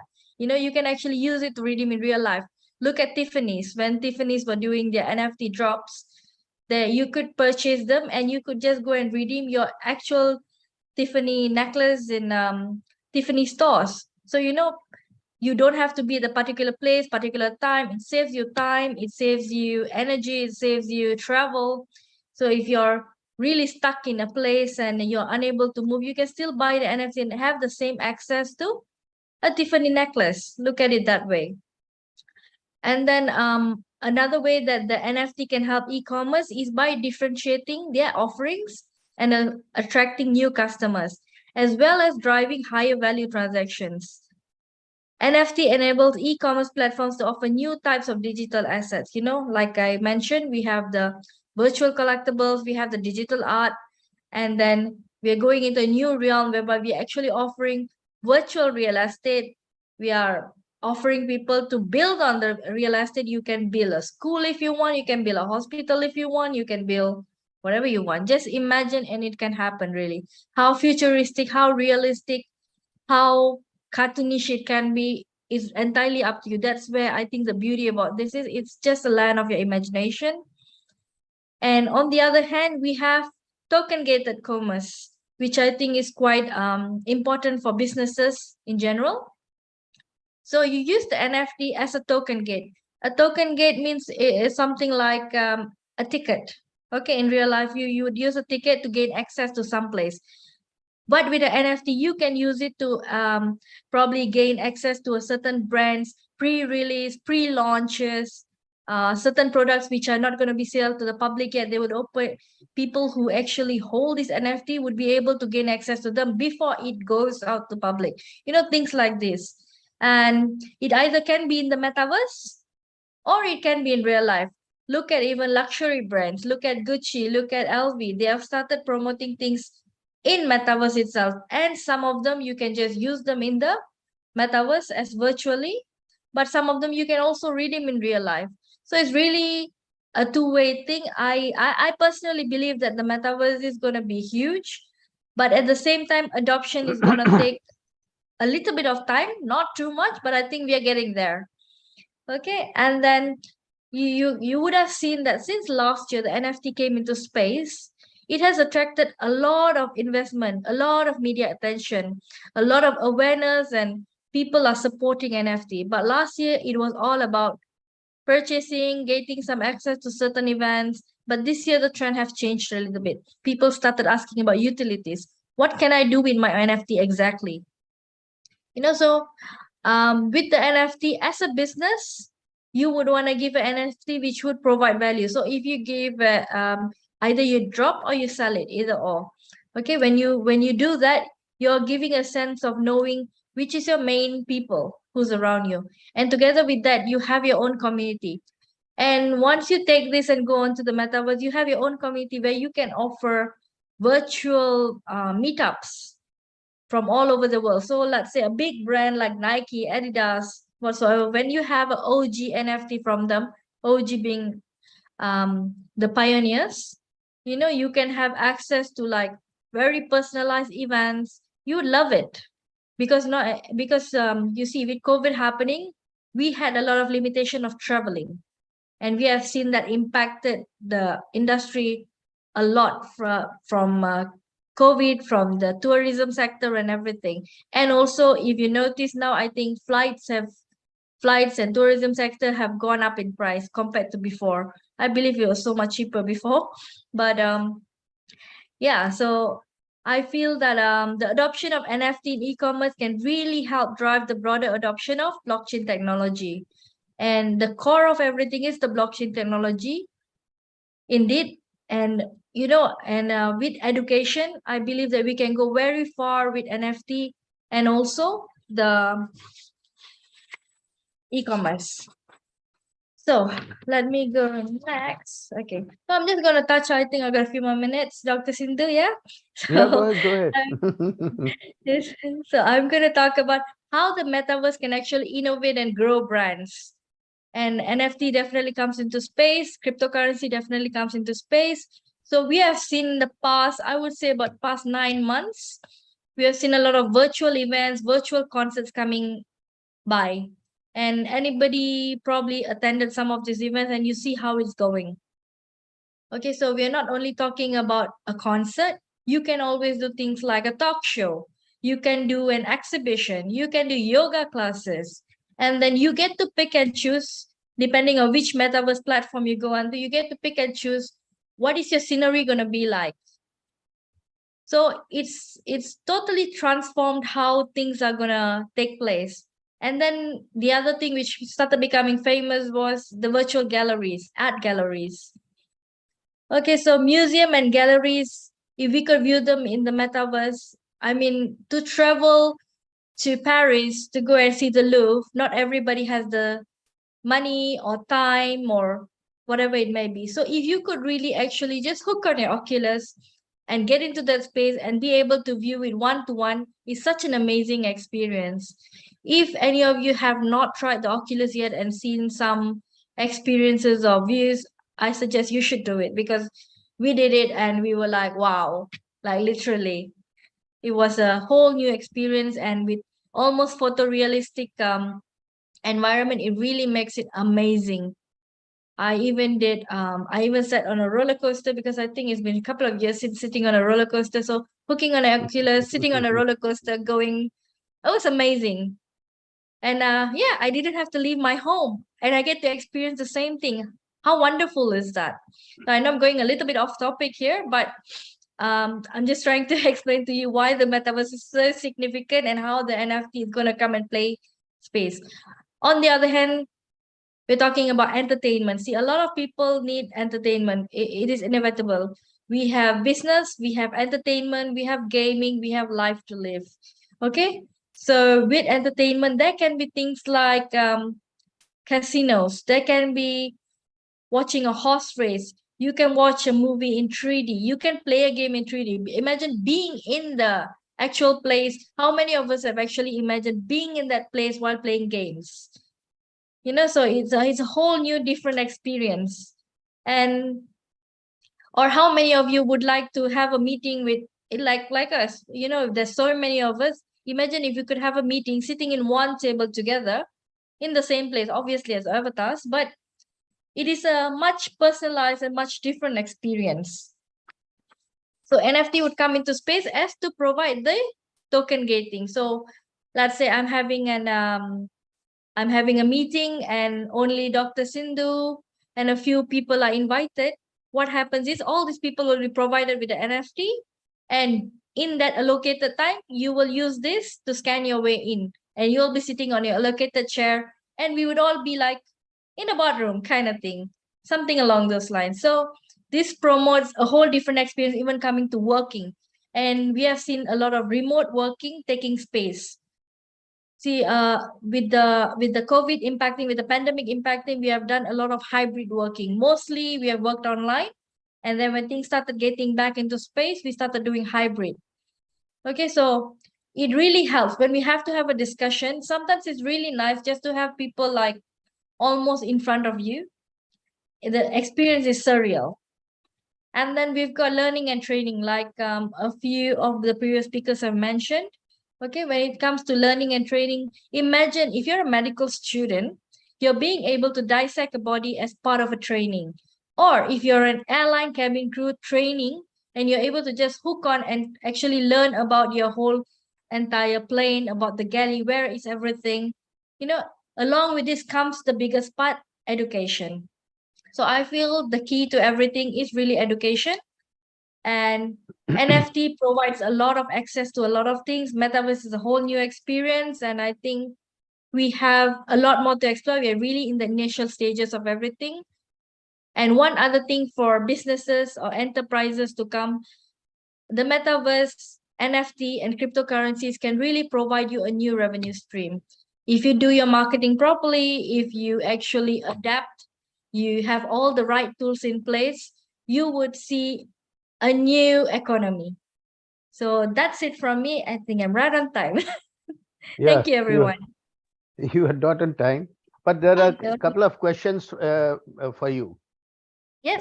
First question is how concept like holoportation can bring impact in industry sector. See, like I was giving just a small thing about a student, medical student. Okay, when he could learn everything in that concept, in a hologram or in the metaverse kind of concept, he gets to learn, he gets to dissect things without having to hurt any bodies, without having to use a dead body, or even like learning a dangerous profession. You get to go and explore, like maybe deep sea diving, in the oil rigs, you have to go and dangerously do things under the sea without having to actually risk your life. You actually get to experience and learn everything, which I think gives you much more confidence when you actually have to actually go into the water.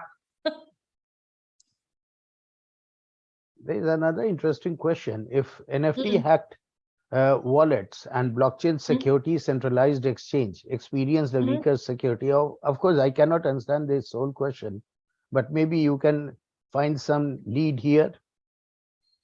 If NFT wallet is hacked and blockchain security, which is on centralized exchange, that is compromised, what will be the experience with weaker securities? Because everything now depends on these blockchain exchanges and NFT wallets. Okay, unfortunately, I know that's a very big topic around, and yes, there is still wallets being hacked. There is centralized wallets being hacked. There is decentralized wallets being hacked. There's so many things which are going on, which we don't understand sometimes. Like, I'm not from a tech background, but from what I've seen is, at the end of the day, we have to take the best measures that we can, whether it being a centralized or uncentralized, because we have too much access to our mobile. And the other day, just a couple of days ago, I saw someone who said, oh, I just accidentally pressed an API key and attached something from my centralized wallets, and my assets disappeared. So it's centralized wallets. We would think, hey, centralized wallets, the company would look after us, but no. Then the company says, no, it was your fault that you clicked on that link. But so who's to blame? So for me, I think whatever digital assets I have, I save it on a complete different phone. I don't use my main phone. I don't give access of it to anybody. It's, and definitely not use Wi-Fi. So that is something that you shouldn't do. I've seen a lot of people, I've seen my personal friends losing just by using Wi-Fi, not realizing. And so security is on us, ourselves. Thank you very much. So NFTs are basically for transaction, and because they establish your identities So it is easily you can transact, and since it has to be P2P, so identities will work there and make you secure and in this decentralized environment. But again, always the question is how decentralized is this medium and how centralized it is. So both are so competing with each other, very difficult to say, but only time will tell us and determine which way we are moving.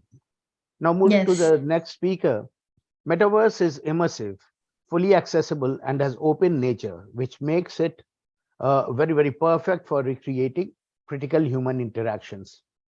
Many enterprise applications are available for companies that provide incredible virtual environments to build products, test ideas, and innovate with colleagues. It sounds like setting up some sort of ESG standards for metaverse environment.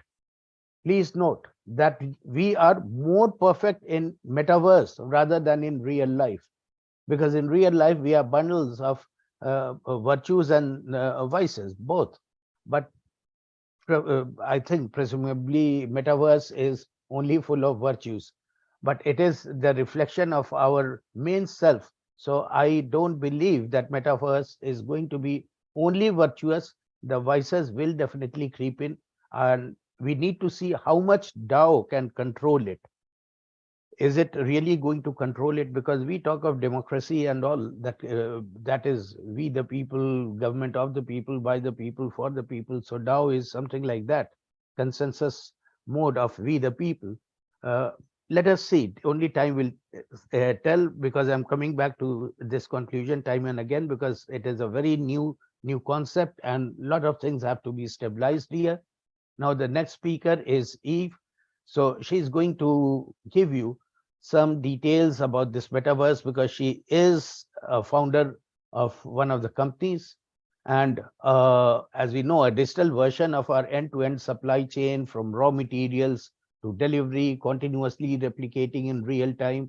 All these are enterprise metaverse, and it creates a lot of commercial and business opportunities, and it perfects the say drawbacks and shortcomings of our commercial operations. It provides an early warning of a disruption in one vendor's production capabilities. It managers receive a real-time report of existing inventory buffers, alternative suppliers, and comparable parts. The research and development organization receives a 3D replica of it, and its impact on customers and existing process is automatically simulated. So we are in midst of a virtual factory, which is simulating all the resulting production disruption, and even giving leaders recommendations to ensure that production quality remains high by optimizing workforce and shipping schedules during the changeover. So Eve Logunova Parker gives us the industrial cases and the assessment. Welcome, Eve. Floor is all yours. Thank you very much. The digital floor. Can you hear me well? Yeah, sure. Okay, fantastic. Hello, everyone. I'll be sharing my screen today, and I will be addressing some practical examples of industrial use cases / industry use cases in support of the previous speakers as well. And I saw there was a question about the heavy production digital twins. So that's how I'm going to finish the presentation. So stay tuned. Now, let me pull the magic to the screen by sharing. Okay. Do you see my screen now? Yeah. Okay, lovely. Okay. All right. So presents. Always get confused with Canva, but it's a handy tool. Now, okay, here we are. Right, so I'm Eve, founder of Eveness. Eveness stands for balance, species, mathematical numbers, applications. And we specialize in, as a company, we specialize in extended reality Web3 AI solutions, providing AI solutions that are accessible and inclusive by design. So American and Dutch buying corporation covering the world now. It's a little bit of snippet where the business comes from, but the intention of business comes also from conducting research first before going diving deeper into the metaverse applications. For the last 2.5 years, right before the pandemic started, my team and I, the co-founders, met each other and we understood the potential that Metaverse brings. It is, first of all, a tool that brings people together. There are no boundaries, no limitations, no to participation in the ecosystem or ideas and imagination of individuals. By empowering collaboration and bringing businesses, creators, innovators, students, name it, everyone together, we can actually find solutions faster, develop innovative products, and address sustainable approach that helps for the betterment of people and the climate. Now, what we learned during the last 2 years is very important because the world has changed, especially the pandemic showed that people are searching for the ways to stay engaged but be remote. It's kind of a hybrid environment of phygital, as the new term expresses, physical merged with digital. People are searching for more personalized ways of being engaged, of working. Future work is no longer 40 hours a week in the office space. It is project-based, gig-driven, passion-centered. And once we go into the production and materials, it's usability-centered.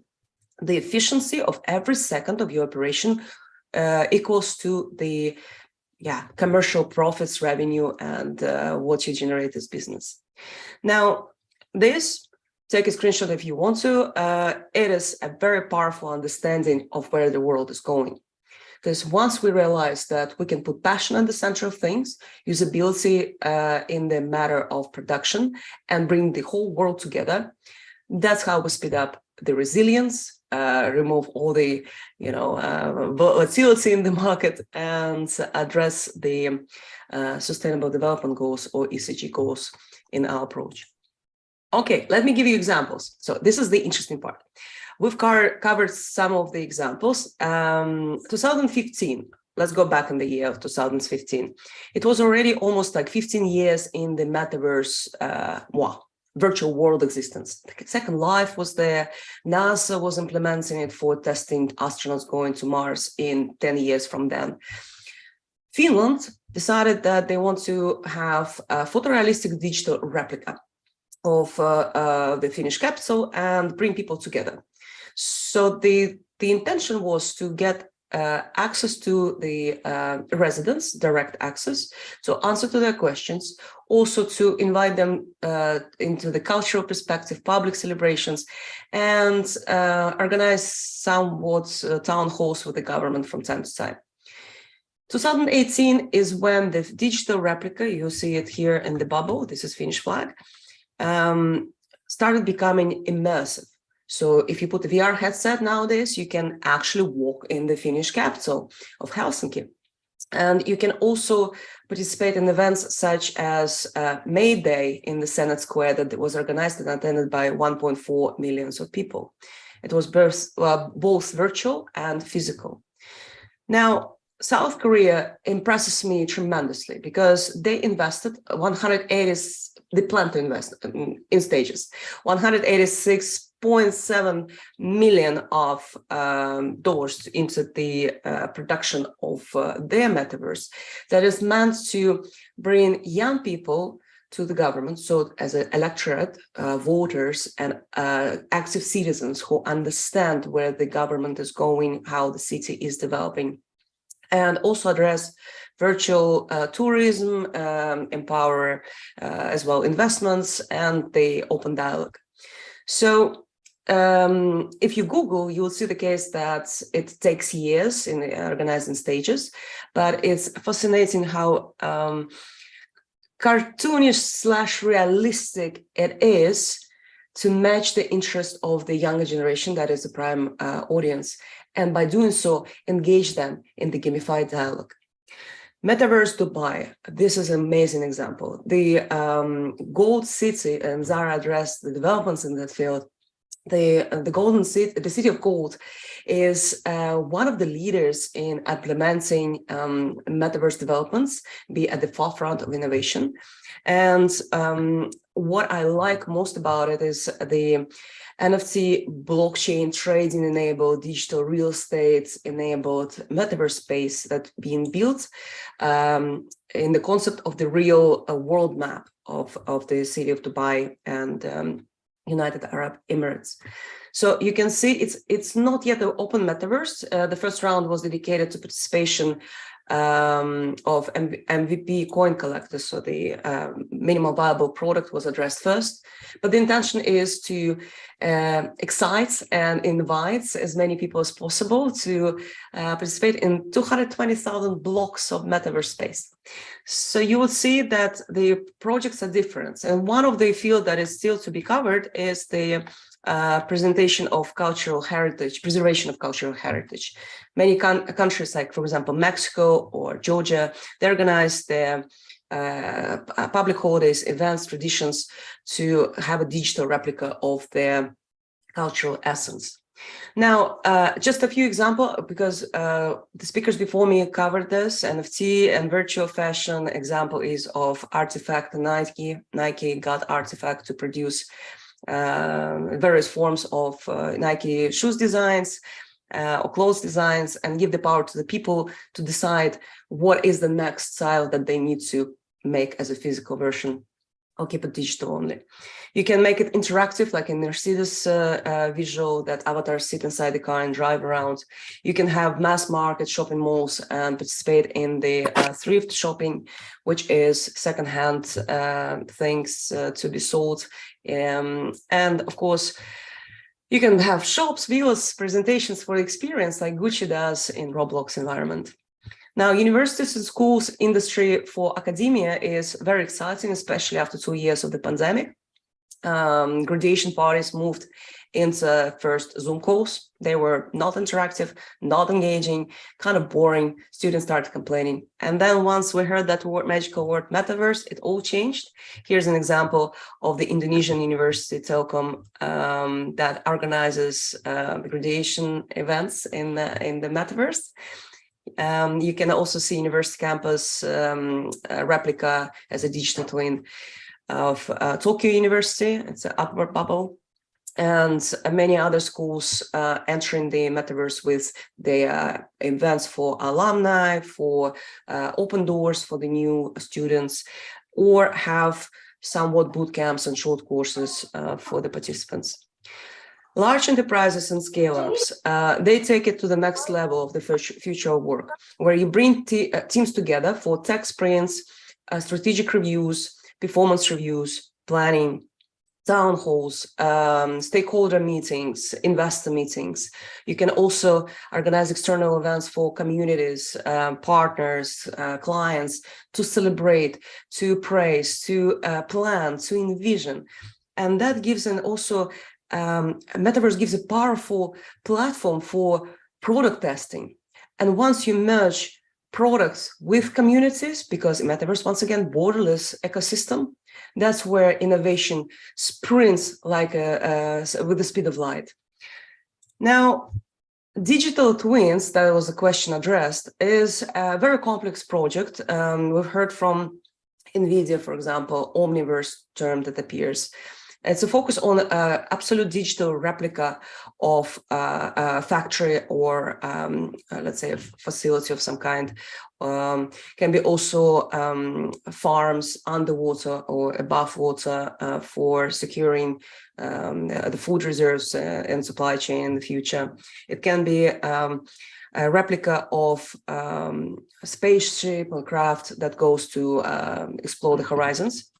And it can be also used for various training purposes in order to secure the skills, the professional levels among the staff, and operational excellence among the performance.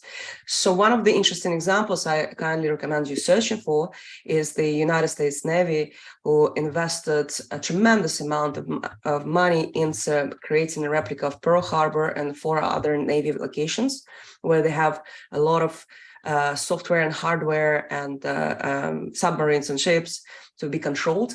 And you can find the information more in details online.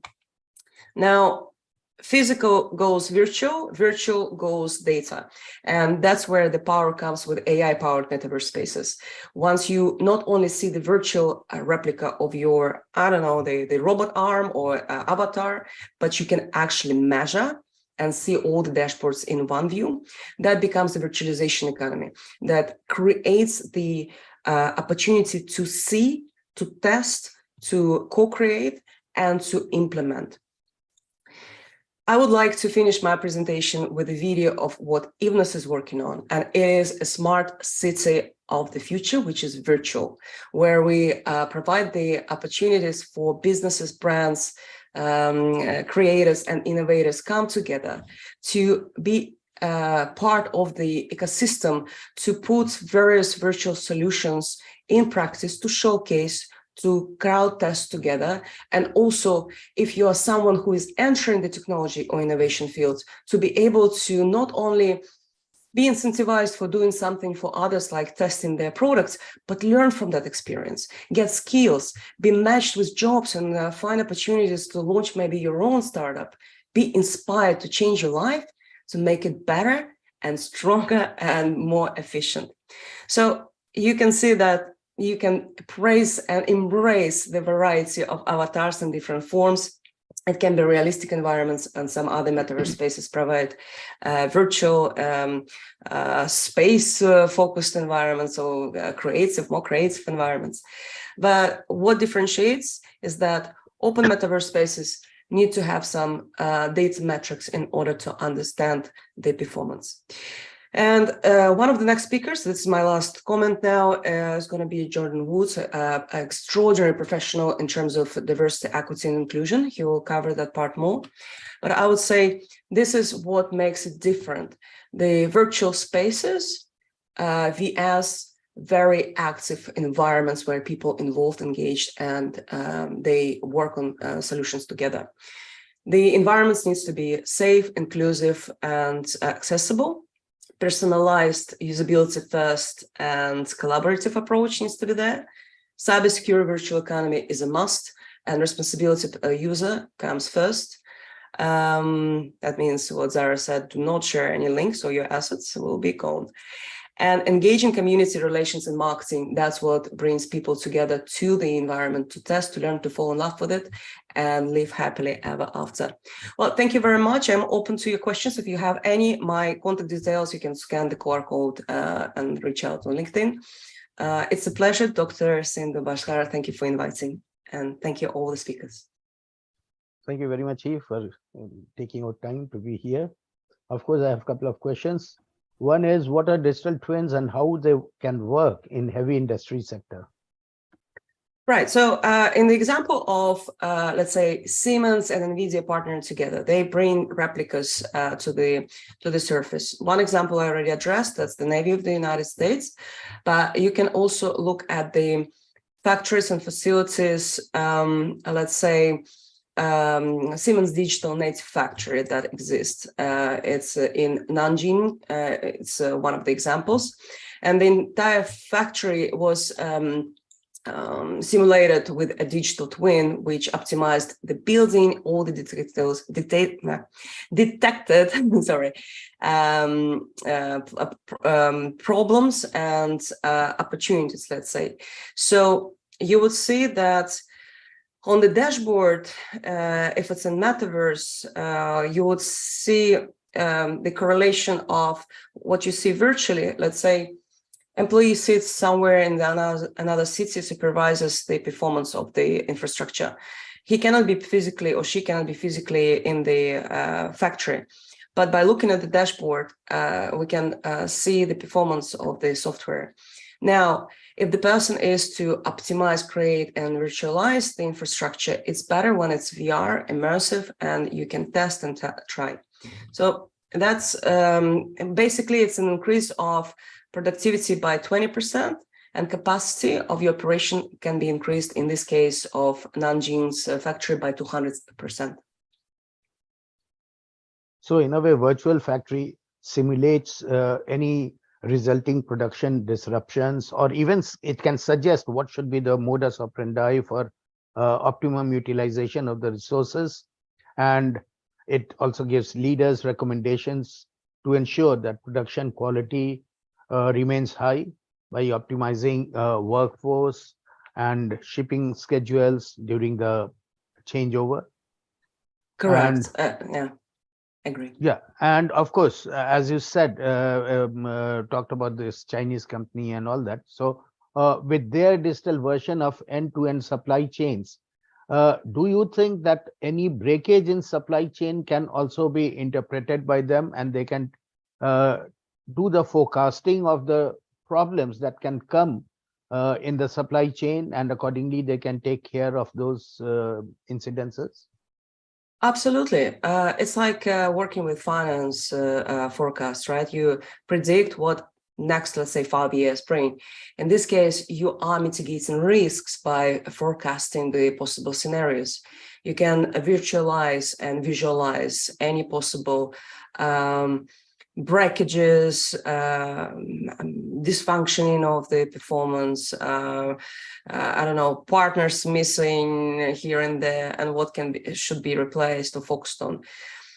Now, if the let's say production is of small kind of items, that may be easier to oversee without virtualization, precise virtualization of items. But once you're talking about green energy, solar panels, solar plants across the deserts or windmills, it's very hard to understand what is where and how to preserve the production.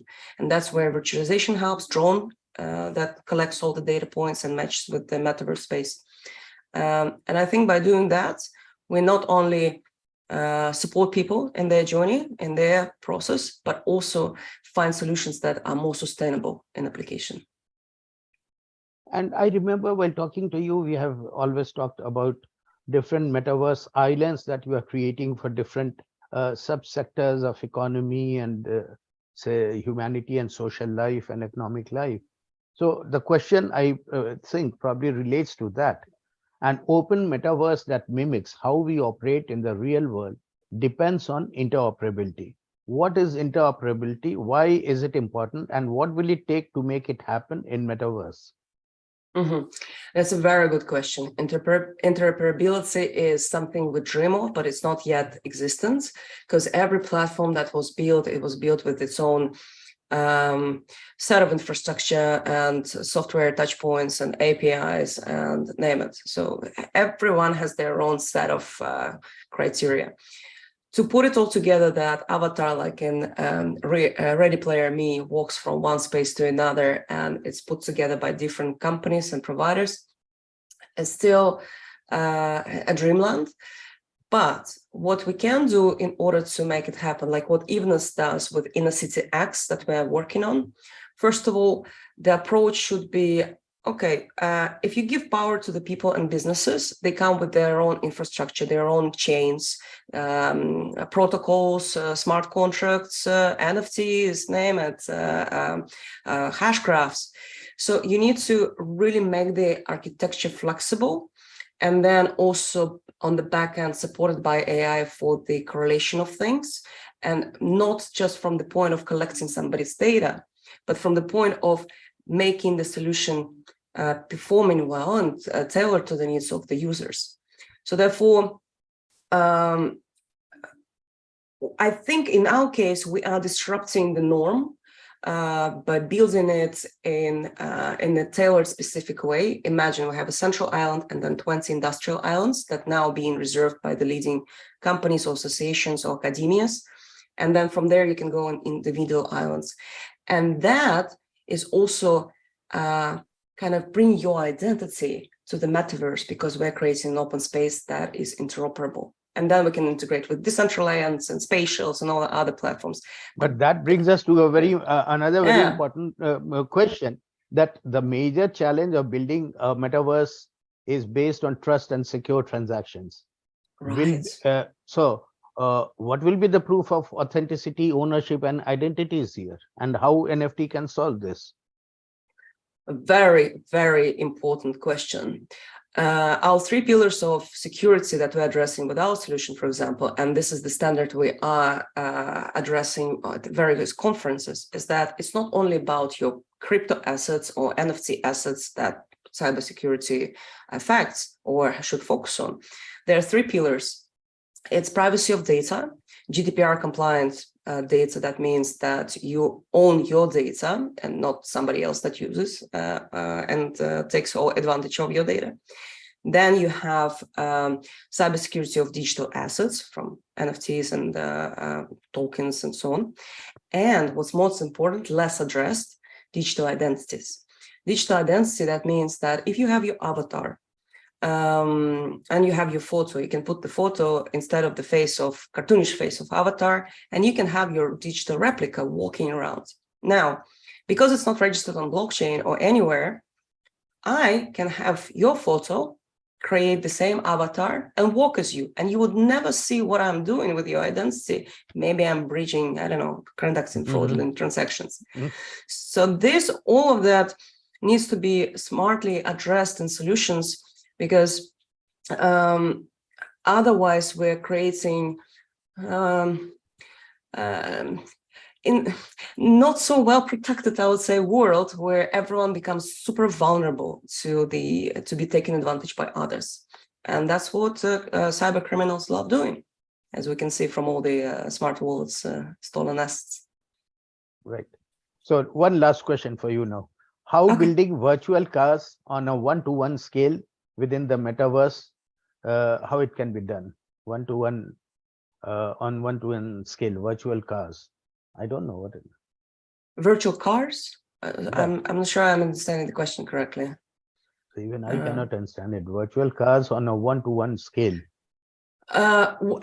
So let me just rephrase. Maybe I understood it. Maybe I think we are trying to create phantom metaverse with the same size, or what? That's pretty much, I think, what's meant. But the way you create it in metaverse, there is parcels that you use for measurements. So let's say 100 by 100 meters equals 1 by 1 parcel, for example, right? It depends how the system sets the criteria for measurements. But then if you're doing one-on-one replica of the car, you should take into considerations the measurements of the metaverse space. So you basically divide to make it smaller in the metaverse space, but according to the standards of metaverse, it's exact size that you can replicate in the real environment. So let's say if your car, I don't know, is the size of the small room, then in the metaverse it will be a size of 2 pixels or 1 pixel. So it depends on the measurements. But I hope I answered your question. I'm not sure if I understood. Yeah, I think that answers the question.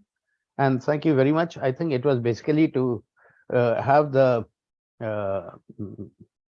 index for it, that what should be the dynamics of actual measurement in metaverse measurement. I think that was the question. Thank you very much for taking so many questions and giving so much of time to the session and coming here. Once again, I am very, very thankful and grateful to you. Thanks. Thank you. Bye-bye. So we go to the next speaker now. Blockchain gaming is going to be key in the next 2 or 3 years. However, we do know that Metaverse has its root in the gaming industry itself. But now with blockchain and Web3 getting combined with Metaverse, the whole dynamics of gaming is also changing, and we have come across a lot of blockchain-based games, now blockchain with Metaverse games, which are highly immersive, and they are also trying to create more identities for our avatars and for the players. So with all three combined, blockchain, gaming, NFTs, and DeFi, you will see something genuinely new and exciting. Metaverse is a social platform and a platform where multiple people can play on the same platform, or the same concept called multiplayer system can be immersed in the metaverse, which is among the primary reasons to create immersive gameplay. Decentraland, Sandbox, Gamma have the different models and schemes for metaverse backed by their own coin. Metaverse is pushing the frontiers of the gaming industry. The evolution of tools like 5G are making it more significant and more pronounced as well. Now we have with us Jonathan Emmanuel on this interesting topic from Ireland. Welcome, Jonathan. So, of course, this is not a gaming field, but the digital screen is with you. You can play your shots here now. Welcome. Thank you so much, Dr. Sindhu. And thank you everyone for having me here today. So I will be talking about the future of gaming and the exciting potential of the metaverse. But first, let me tell you a short story. You know, back in the early days of computing, people used to think of computers as a big, clunky machines that only mathematicians and scientists, you know, could understand. But then along came the personal computers, and with it, the world has really changed. You know, suddenly computers are now accessible to everyone. They have become tools for creativity, communication, for connection. And with the rise of the internet, computers has even become more powerful. Now we understand, now we stand at the brink of another transformation. Of course, a transformation that will take us even further into the digital world, a transformation that will merge the real and the virtual and create a new reality that is virtually indistinguishable from ours. Ladies and gentlemen, I'm talking about the metaverse. Now, we've been hearing about the word metaverse, metaverse, metaverse. You know, there's not really a proper definition to it, or even where the word was gotten from. You know, and I would say metaverse is, you know, a term coined by science fiction author Neil Stephenson. You know, it describes a virtual shared space where people can interact with each other and a wide range of digital media. So what does this mean for gaming? You know, it means that the future of gaming is going to be unlike anything we've ever seen before. With the metaverse, we will be able to create gaming experience that are more advanced, more realistic, and more immersive than anything we've ever imagined. Think about it this way. You know? With the metaverse, you won't just be playing a game on a screen. Okay, you will be able to step inside the game. You will be able to see, hear, touch, and interact with the virtual world in a way that feels completely natural. And not only will the metaverse allow us to create more realistic games, it will also enable the creation of entirely new types of game, you know, massive multiplayer online games, for example, that will allow hundreds and hundreds of players come together in a virtual world and experience the game together. But the metaverse isn't just about the games, it's about the people who play them. With the metaverse, we will be able to connect with other players in ways that are simply, we would term, magical. So in short, metaverse is going to change the way we think about gaming. It's going to make it more immersive, more interactive, and more social. And it's going to open a whole new world of possibility for the gaming industry. The gaming industry itself, it's, you know, over $200 billion industry.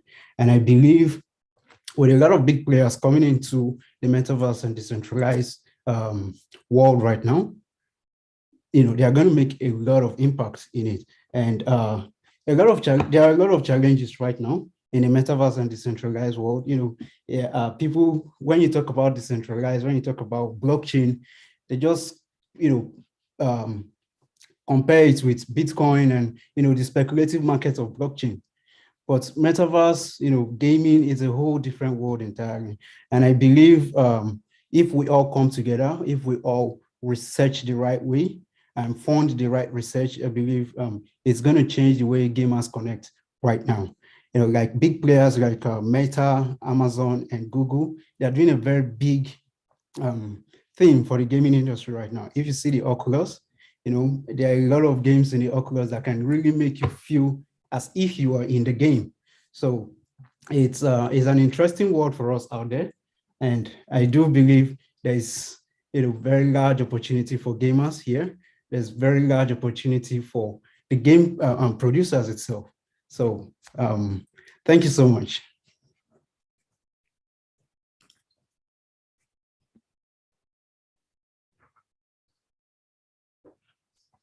So that will be all for now. Thank you so much, Ms. Dr. Sindhu.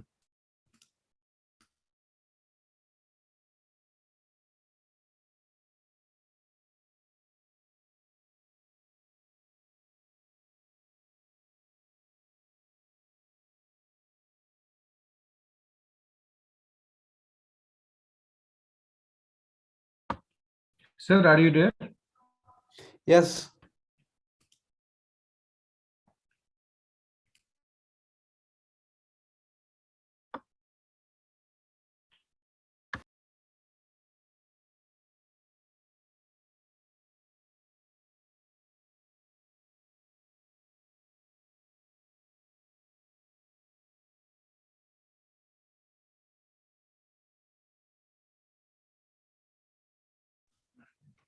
So before Dr. Sindhu comes, so if anybody has any question, you can simply drop it and I'll be happy. I'm here. I thought that you are just taking time to, you are pausing to come out with something else. Okay. So, anyways, thanks very much and giving a heads up on the new gaming scenario. Of course, we are out of that age group, so I don't know how many games we can play, but still, it is a very important part and parcel of metaverse, because there is one question also on this, that how can we let me read that question. How banks can engage younger consumers in the metaverse. And your gaming concept is very, very important for us, because I'm also part of Branch X, the neobank in India, and we have tried gamification models, and we are using gamification models to encourage young customers and to join our banking and take the services from there, because I think that is the one very good way of incentivizing people and stoking their interest in the whole organization and system, and make them draw closer to you. So those, I think the gamification is a very, very good incentive model for different organizations or different businesses, and everyone is trying to do it. And there are incentive tokens and incentive coins by which they try to inculcate and create followings among the younger generation. Now, we have been talking about all these things. There is one aspect of metaverse which I think we have missed out, or say we don't have any speaker on that. Maybe in the second season of our talk, we will have it. That is the advertisement in metaverse. So here I would like to just introduce one of the concepts that we have done. My very good friend and just like my younger brother, Mr. Ashutosh Singh, we have created a blockchain-based newspaper. And the whole purpose of this Web3 of journalism is that news pieces are created by us and then curated by the consensus model of the blockchain. And result is the genuine and true news for all. And the contributor is rewarded with worth coins. Now we have also added the ad network platform in Worthium, and the coin is called worth coins. So this is the unique revenue model for the company, while creating a P2P economy model for worth coins. Ads are going to be published against worth coins. Either worth coins are purchased from the company or the holders of worth coins who canvas ads from clients, and they can sell their own coin to facilitate publication of the ad. So this is, I think, one of the real and very, very apparent decentralized model of economy working in this DAO community, if we are able to create that. So we can create the journalistic DAO or DAO journalism and create all these opportunities for the participants. So metaverse enables people to have virtual identities presence, and agency, including peer-to-peer transactions and interactions, and user-generated content and world building, as you can see, because that is the whole genre of Web3 based metaverse. And with that, what happens that metaverse allows companies to create their own world that represents their brand. And mind it, no video or ad world can have more impact than this immersive world of metaverse, wherein companies are creating their own advertisement and their own business. Each world becomes unique, and it creates a fully immersive experience for the customers. And that becomes the boon for boosting their own company and own business. Thank you very much, Jonathan. So we now move to the next very much awaited speaker, Jordan Woods. So let me have a brief introduction for the topic. Diversity, equity, and inclusion, DEI, as we say, is crucial for the metaverse platforms because these values are the foundation of a good user experience, and only a positive impact will bring it to the mainstream. Supposing if we go to a site, any metaverse site, and there people are abusing each other, I don't think anyone will like to go there. So discipline and ethic is also important in metaverse sector, and that is why we are talking of diversity, equity, and inclusion. If one gets any harassment in metaverse, those people, men or women, will avoid going there. Accessing the metaverse will allow us to take part in the creator economy, where we will possess digitized assets, non-fungible tokens, NFT, and have a strong and legally recognized digital identity. Decentralized Autonomous Organization, DAOs, are a staple of Web3, because that is how Web3 has to progress. Sorry. Internet native and blockchain-based DAOs are intended to provide a new democratized management structure for businesses, projects, and communities. Jordan Woods is a great proponent of DAO in his book, Enterprise Blockchain is Coming, and his Astrosapien organization. When he is here, I need not talk about DAO and DEI. A very warm welcome to Jordan. Everything is yours here now, Jordan. I think you are going to pulverize our attendees and listeners. Thank you, Sindhu. Appreciate that warm welcome. And, it's great to hear the other speakers and all the different topics that have been covered. I think one of the very critical components of Web3 and Web3-based metaverses that is often not focused on is really the aspects that can lead it to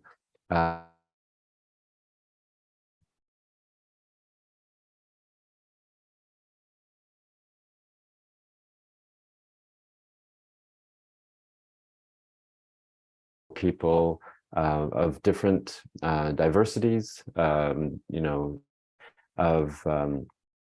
different backgrounds to work together in more of a harmonious environment. And you might ask, well, why is this? Why is it that Web3 is so different from Web2?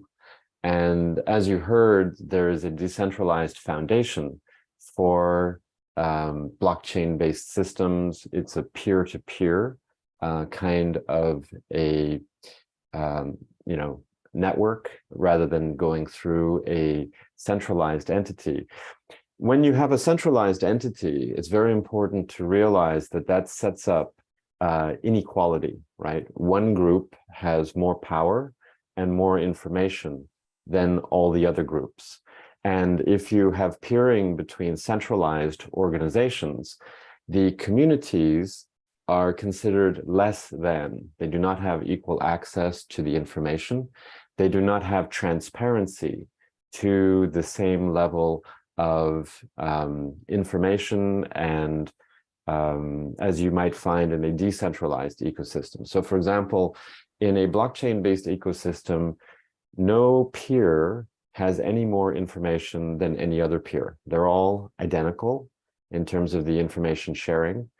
And anyone who is not a network peer, but is a user of the system, has the same level of information access on the transactions as the peers themselves. So there is no discrepancy. There's actually an equal amount of information and an equal amount of access from all of the different groups. So this sets up an ecosystem that is based on fairness. It's based on the concept of transparency. You cannot have a one node blockchain, right? There's no such thing. A blockchain is a peering system across multiple nodes. And so the minimum set that you deal with in a blockchain or a decentralized ecosystem that's based on blockchain is community. So communities obviously are part of Web 2. But if you look at the way communities are structured in Web 2, like, you know, a Zoom or a Facebook or any of the applications that we use regularly, again, you have one organization that has control. It has control of our information. It has control of our assets. We don't own anything online, right? There is nothing that we, unless you're in a decentralized ecosystem, actually own. 2 is a foundation. Web 3 is disempowering. We are passive in a Web 2 ecosystem. There is one group that has control of that ecosystem, and we do not have the same level of power, the same level of access, the same level of information. And often we become the product that they sell to other people. In a Web 3 ecosystem, we all have equal access, equal information. There's a basic sense of fairness. And a very important concept, which has been touched on by some of the other speakers, is that we can control our assets and our information. So for example, if you are in a true Web3 ecosystem for cryptocurrencies, for example, we own our tokens. They are ours, they're in our wallet. We have the concept of a digital wallet. And in that digital wallet, we can hold the things that we own online. When you're in a Web2 ecosystem, our accounts supposedly hold the things that we own, but we don't own them. Those can be taken from us. They can be, you know, stripped away. They can be modified. They can be changed. The information does not really belong to us. But if we have NFTs, if we have online information that is in a blockchain-based format, anybody can see that our wallet owns that information. And as a result, we, as the owners of the wallets, own that information. Now, there's some very special things that come with ownership. We can actually monetize our data rather than having our data monetized by others. And so you can, because the most valuable thing online is data, that actually is power, and that is monetization as well. If you look at why there are trillion-dollar companies, it's because they own and monetize the data of their users. But if we as the users can monetize that, we can deconstruct those trillion-dollar ecosystems so that we actually own that, that information. Additionally, you can have something called self-sovereign or self-sovereign identity, or SSI. And this enables us not only to own the data, but to control it, and as a result, monetize it. But when we are monetizing it, it's not as monolithic chunks. It's not as a big block of data. We can have what is called selective disclosure, which means that we can selectively disclose on our terms what we want people to have access to. We can charge for access in economy than we have today. So what this sets up is, again, this foundation of fairness, this foundation of extreme transparency, also the ability to, from a security standpoint, to have we have higher security as well. And if you look at Web2 ecosystems, you have what are called honeypots.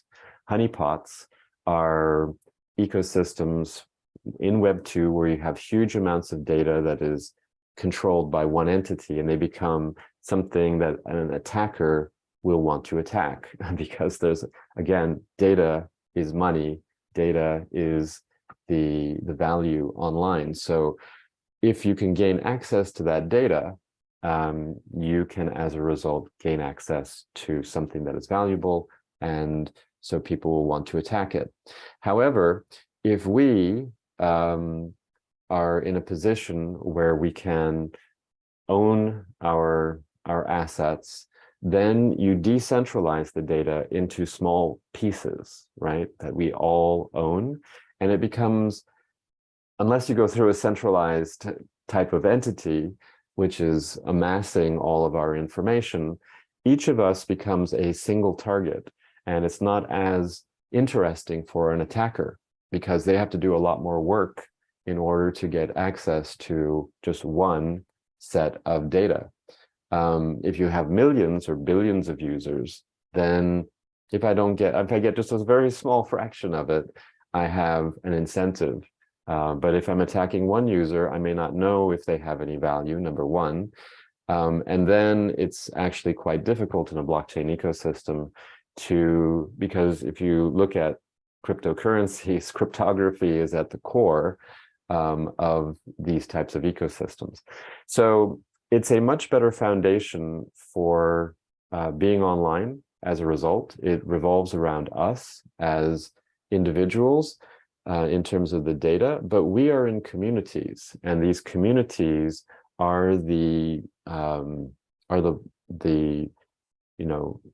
most important component, rather than a centralized entity being the most important component in the ecosystem. If you look at what happens in the world today, it is set up and operates for these large centralized players.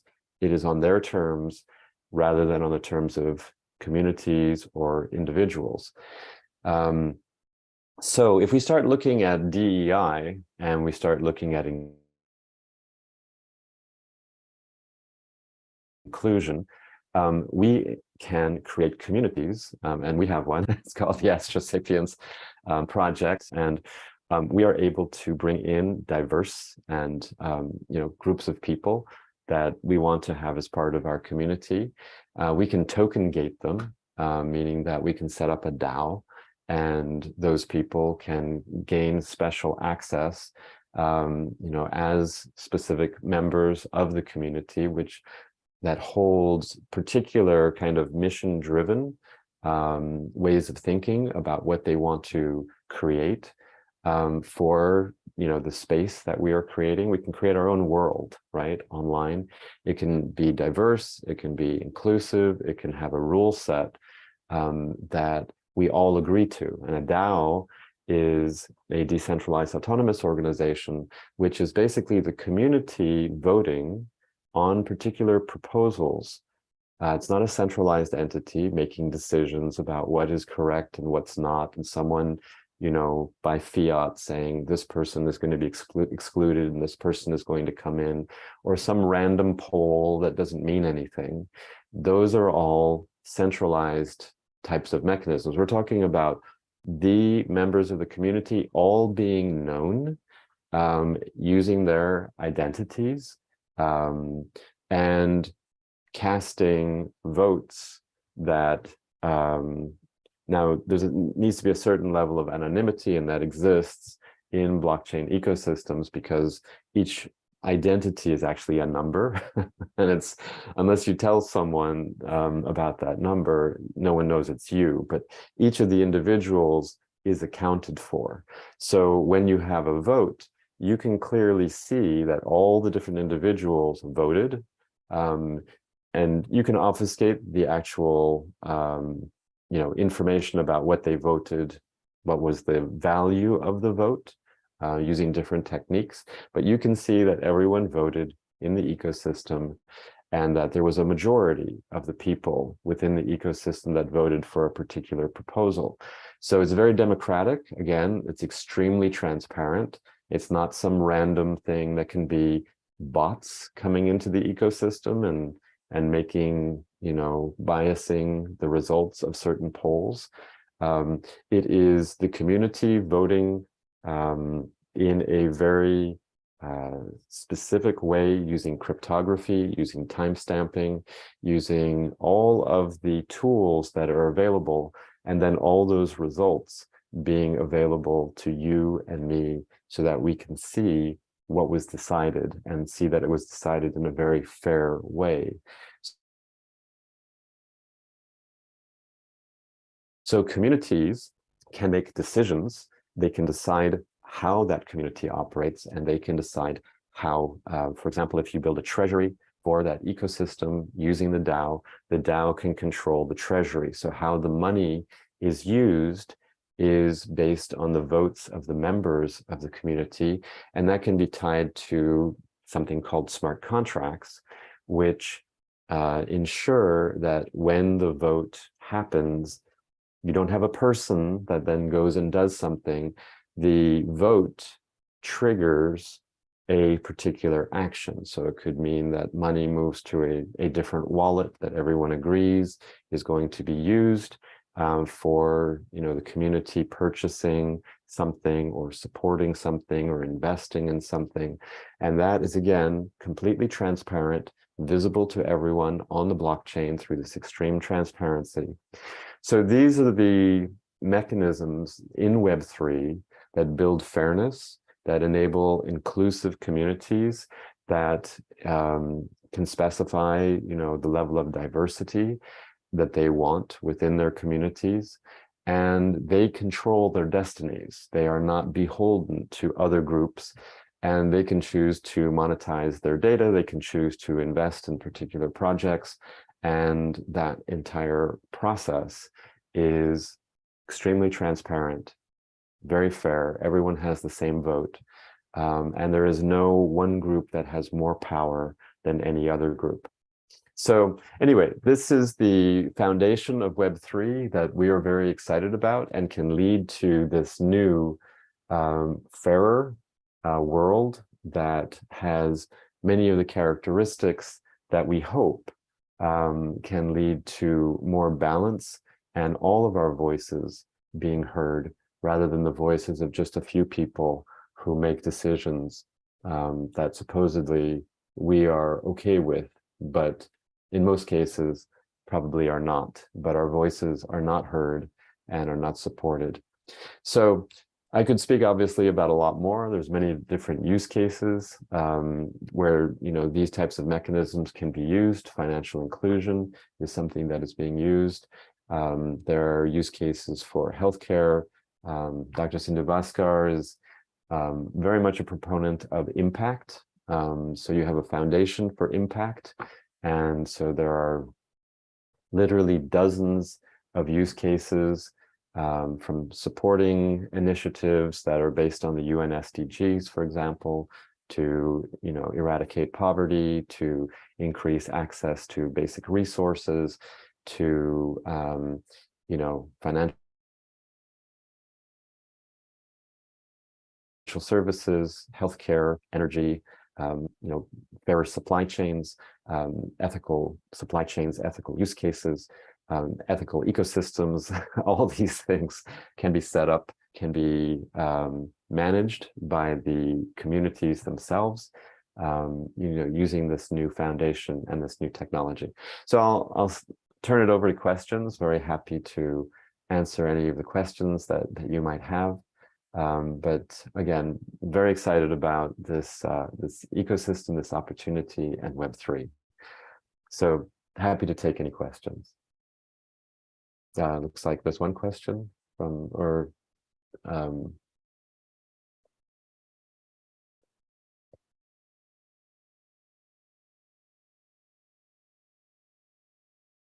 hello?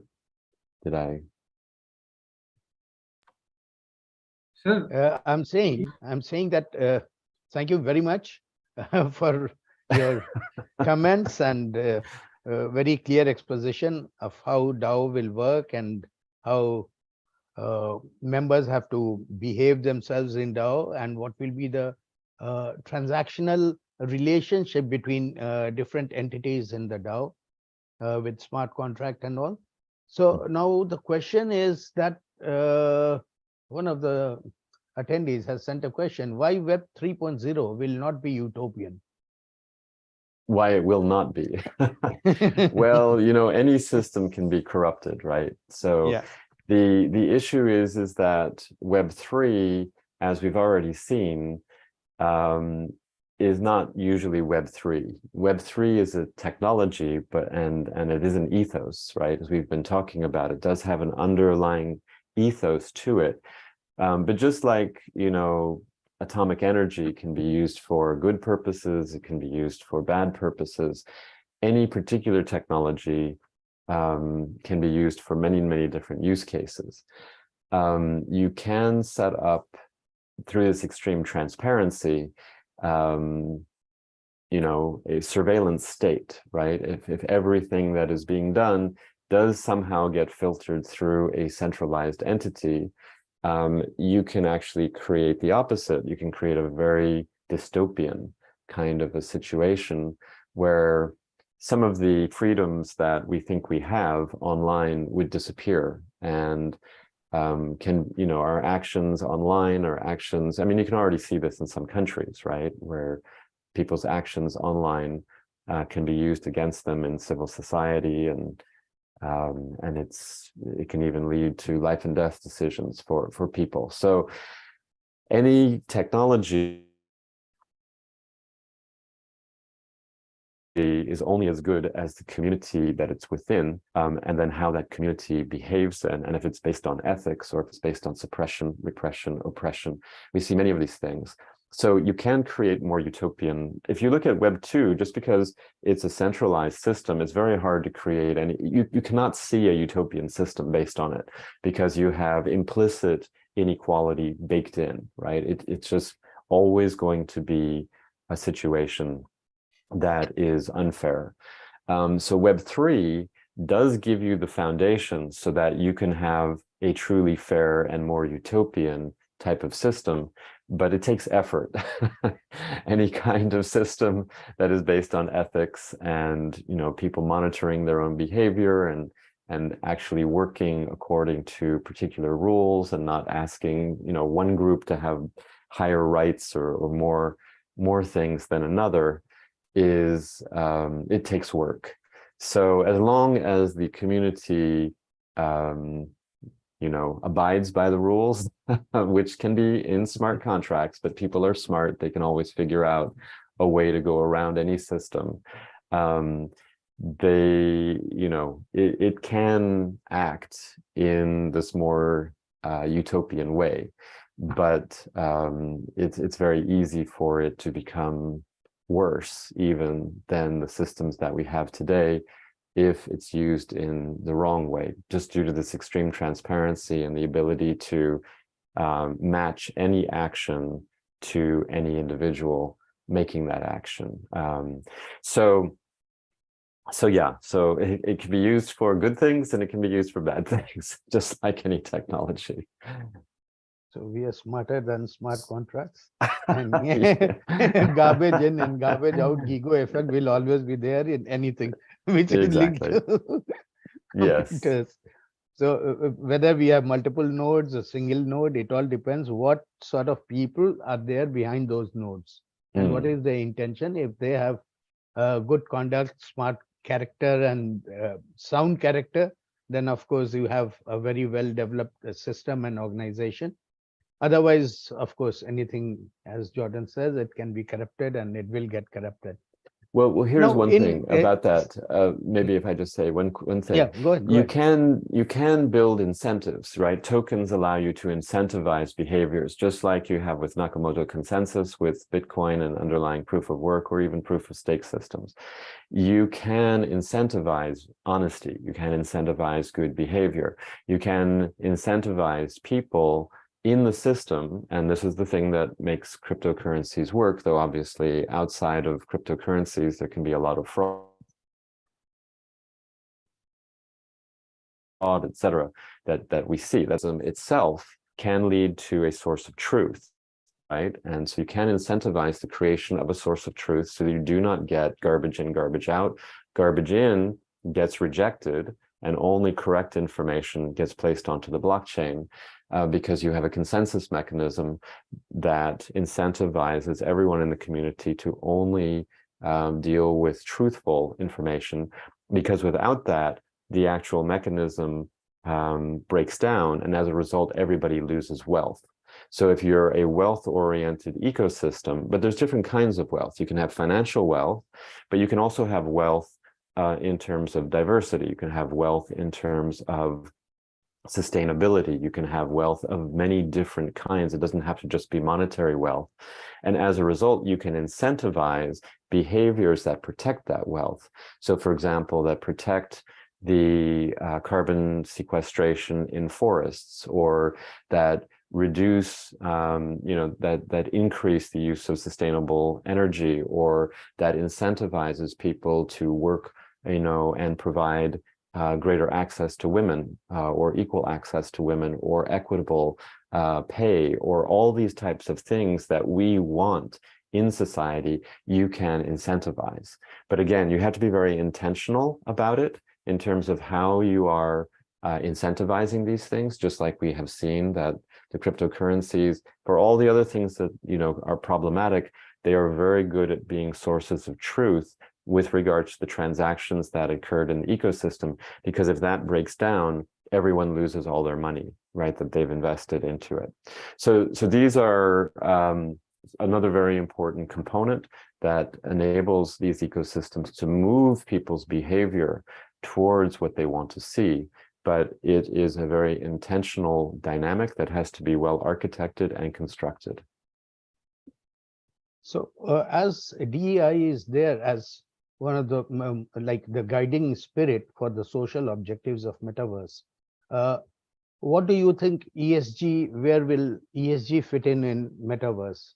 Do you think Sure. in industries, replica of industries like digital twin we talk of and all that, will ESG have any impact on digital twin for industry and virtual factories?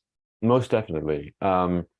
So if you look at, environment, social, and governance considerations, or impact considerations, you can incentivize behaviors in society at large, or within a particular community, so that people want to be more sustainable, or they will have be incentivized towards having more diversity, for example, or giving equal voice to all the different groups, like we said, within a DAO. So I did see something flash up in terms of legal enforcement. Actually, the DAO itself is the legal enforcer, right? So you do not need a separate branch, a militarized branch or something like this. The DAO itself can see if there is a breach of activity. So, if there is a breach, then as you would find in any community, the community will vote on what happens in that particular case. Does the breaching entity get excluded? Are they penalized, right? There's different things. So it's again this concept of self-governance. So a DAO is a self-governing aspect to a community, and it is enforced through smart contracts. So if certain decisions become legally binding, then those decisions through the smart contracts, the code becomes law, as they say. And so whatever is decided by the community gets imprinted into the smart contract, and then the smart contract will execute it.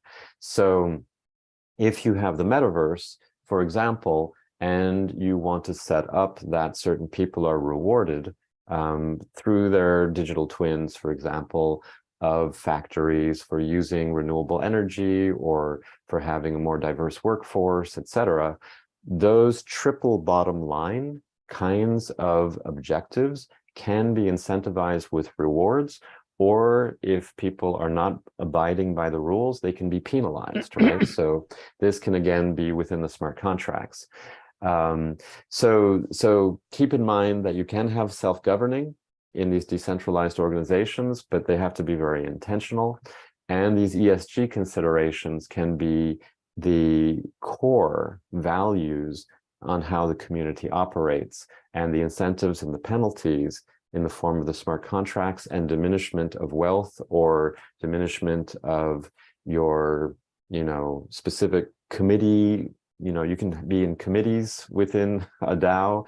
Those can be taken away from you, certain perks, your position within the organization, not from a power standpoint, but just in terms of your notoriety and how you relate to other people can be impacted. So all of these different things can become part and parcel of the community, and bad behavior can be penalized and good behavior can be rewarded.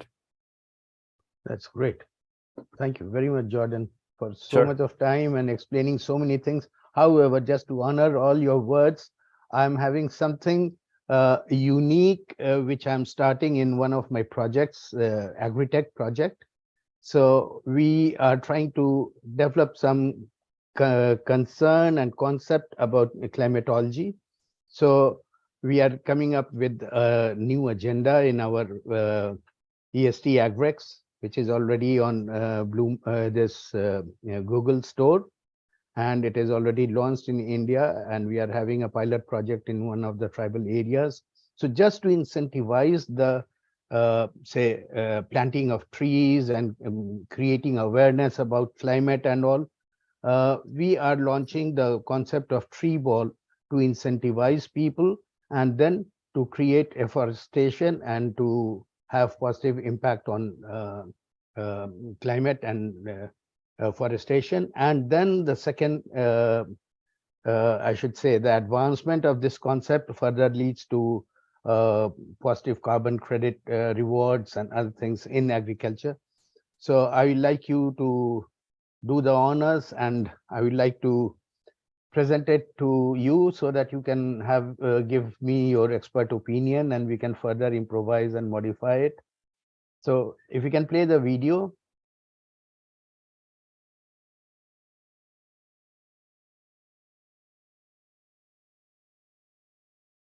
So in this, basically what we are trying to do, we are creating 10 balls, and we have different different ducts in a tray, and those are given to students so that they can choose the ball. And these 10 balls all have different tree seeds. So no one knows what seed is there in any ball. So students just choose 10 balls, put it in the duct, and they start watering it, and so that in 20-25 days, the sapling can come out, and then we can identify what tree is there. And on the basis of the tree, different numbers and marks are points are given to different kind of trees. And after summing the number of all those trees, whoever wins, they get some reward. So that is how we are trying to incentivize kids from rural areas and semi-urban areas to be vigilant about nature problems and climate, and they should participate. And we are also going to have a throw ball competition with these tree balls. We go to different areas and make people throw balls, and whoever throws it at the maximum distance, they will be awarded. So all these things just to incentivize the forestation and climatology. So there's the entire presentation of Global Tree Ball League that we have added to our Agritech program, along with smart agriculture and smart precision agriculture and smart irrigation, which we have joined hands with Agribrio in Spain, and they have become our partners. So we are launching that also, smart irrigation, so that we can work on the moisture content of soil, and accordingly we can reduce watering of soil just for the heck of it, that okay, after 15 days we have to water the entire area. We just target the actual planted crops, and we just do the smart irrigation system for them that, okay, after 2 days, this much is required. After 4 days, this much is required. And we just use that much of water so that we can conserve and preserve water. So these are the two initiatives which we have taken now and added to our agri-tech system. And as you said, of course, healthcare, it is moving on very well. So we have got very good tractions with that. And with this, I think our metaverse, DEI, all the speakers are through. And just to sum up the whole, I should say, this event, the foundation of the metaverse basically relies on concepts such as data sovereignty, as we talked of, as sovereign identities also, privacy and governance, diversity and inclusion, DEI, universal, open and interoperable environments, decentralization and global governance, and finally, accountability and transparency. And metaverse must follow values and standards, because it is a new technology right now, not new in the sense, but the utilitarian part of metaverse is quite new. So we don't have established norms and regulations like other legalities that we have in our normal societies. So that's why it is going to take time for all the basic principles to set in and create the legal ground for it. So it must follow environmental, like it must be environmentally conscious, and it should be socially ethical also, as well as when we have economic model, then it must be sound, and it should not create in crashes as we are seeing. So environment friendly, socially ethical, and economically sound. These are the basic values and standards which any metaverse should follow. And our effort should be to create a metaverse which is inclusive, safe, and innovative. Because of course we do talk of what is the security, what is the NFT is hacked, or what is this identity crisis, that one. Of course, these will keep on coming because we are the creators. So we can always be the destroyers also. So there is no foolproof agenda for all these things. We have to be resolute in our resolution, and we have to be resolute in our own, I should say, characteristics of honesty and transparency, and stick to it. I think that will only add value to metaverse and value to technology, because technology is human centric and it has to deliver goods to all human beings. But if we are not fastidious about the righteousness of ourselves, we cannot pass on that righteousness and virtue to the technology itself, and it will fail to become human centric.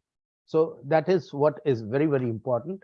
It is only we human beings, and it is solely up to us to use the possibilities of the metaverse for good. Thank you very much, everyone. And I will just like to have the vote of thanks from all our sponsors, different colleges, universities who have participated and graciously honored us by giving mementos to all our speakers, which we'll be shipping to all our speakers. So we'll be taking your valued postal data, but it is not going to be threatened, I can tell you. So your data will be secure. So let us have the vote of thanks from different principals and deans. Oh, sorry, actually that program was changed. They said that since everything is like you all are conducting, so why should we send our videos? So let me thank each of the speaker, each of the attendee, and all attendees will be getting their participation certification. So as soon as we close, you will have it in your email. All speakers will have mementos from us. And I think there is one last question, Jordan. The people don't want to leave you. So carbon footprint of NFT will cause too much problems in future. Attendee says he believes it is also mandatory to manage the environment. So he compliments all our views and all our efforts. So thank you again for your suggestion and your advice and your views about DAOs and how all the aspects of DEI should be taken care of. With that, I would like to close the session now, and we are going to have another session in the month of January, wherein we'll be covering more topics of Metaverse and blockchain 3. Web 3 with blockchain, of course, and we'll again like to have your participation. Thanking you very much for giving your time. Thank you.